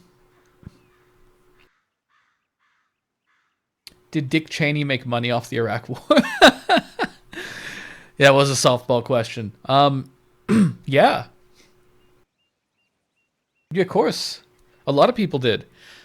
Matter of fact, another reason that it was worthwhile to support Corbyn is because his deputy boy, John McDonnell, openly talked about putting at least the British side of the people responsible for the Iraq War on trial. Imagine what a different political environment there would be if people who did war crimes actually, even sometimes, faced consequences. Like, I talked about the Overton window and people's sort of range of what they believe is possible.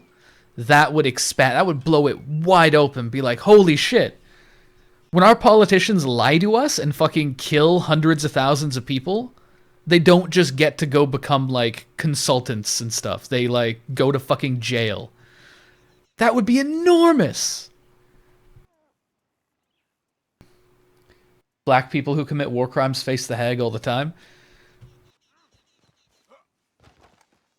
Who are we putting up in the Hague these days anyway? What's I don't even know. I know it's none of our war criminals.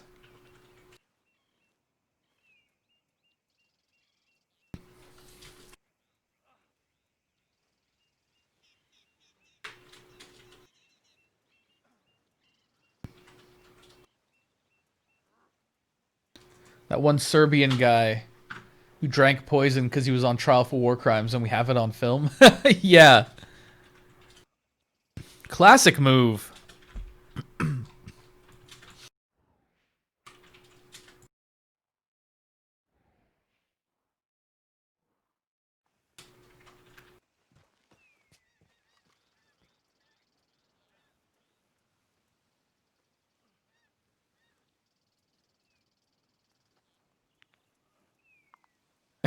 Everyone just stood around awkwardly not knowing what to do.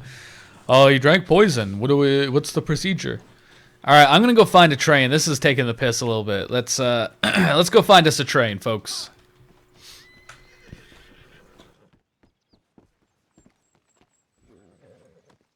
Comfortable enough for you?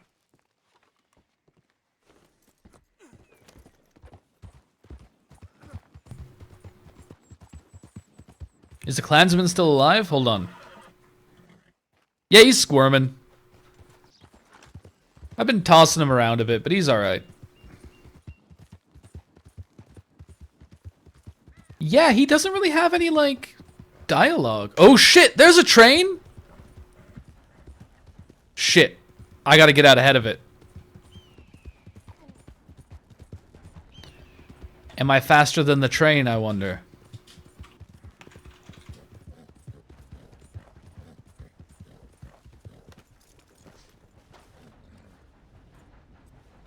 Alright, come on. Rest and piss.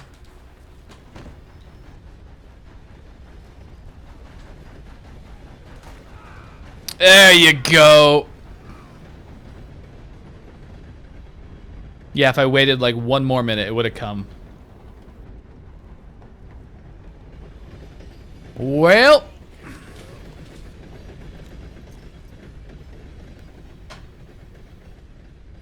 And that's the stream, folks.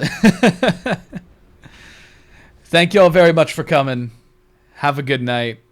I'm going to be thinking about trains running over Klansmen for a little while. That is what you get.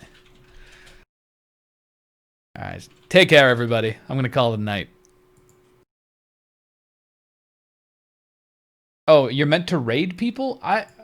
Is there anyone online I can raid? Hang on. Hang on.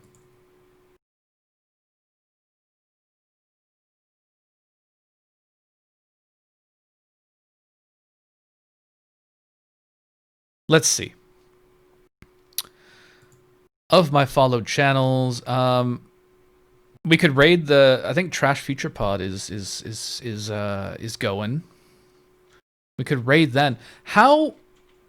Does anyone know how to do that? Yeah, I'll raid them. I had one of them on. How the fuck do you raid?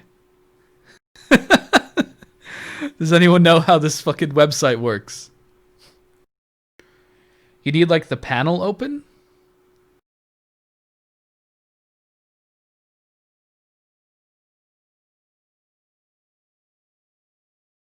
What panel? Like what if I open their... If I go to their stream, you mean?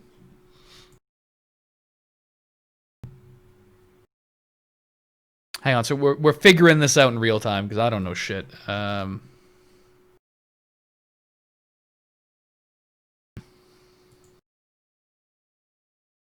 Channel stream manage tab. Oh, okay, one sec.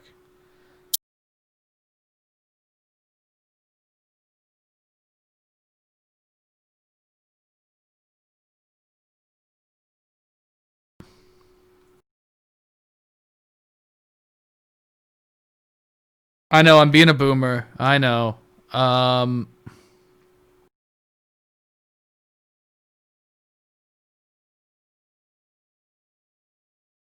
Stream manager. Here we are. Okay.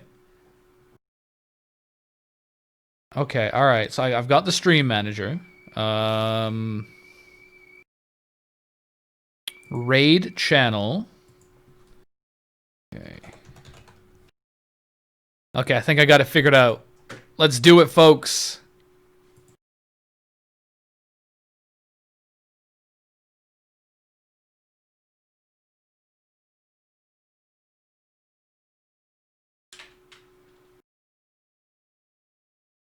Alright, thanks for coming, everyone.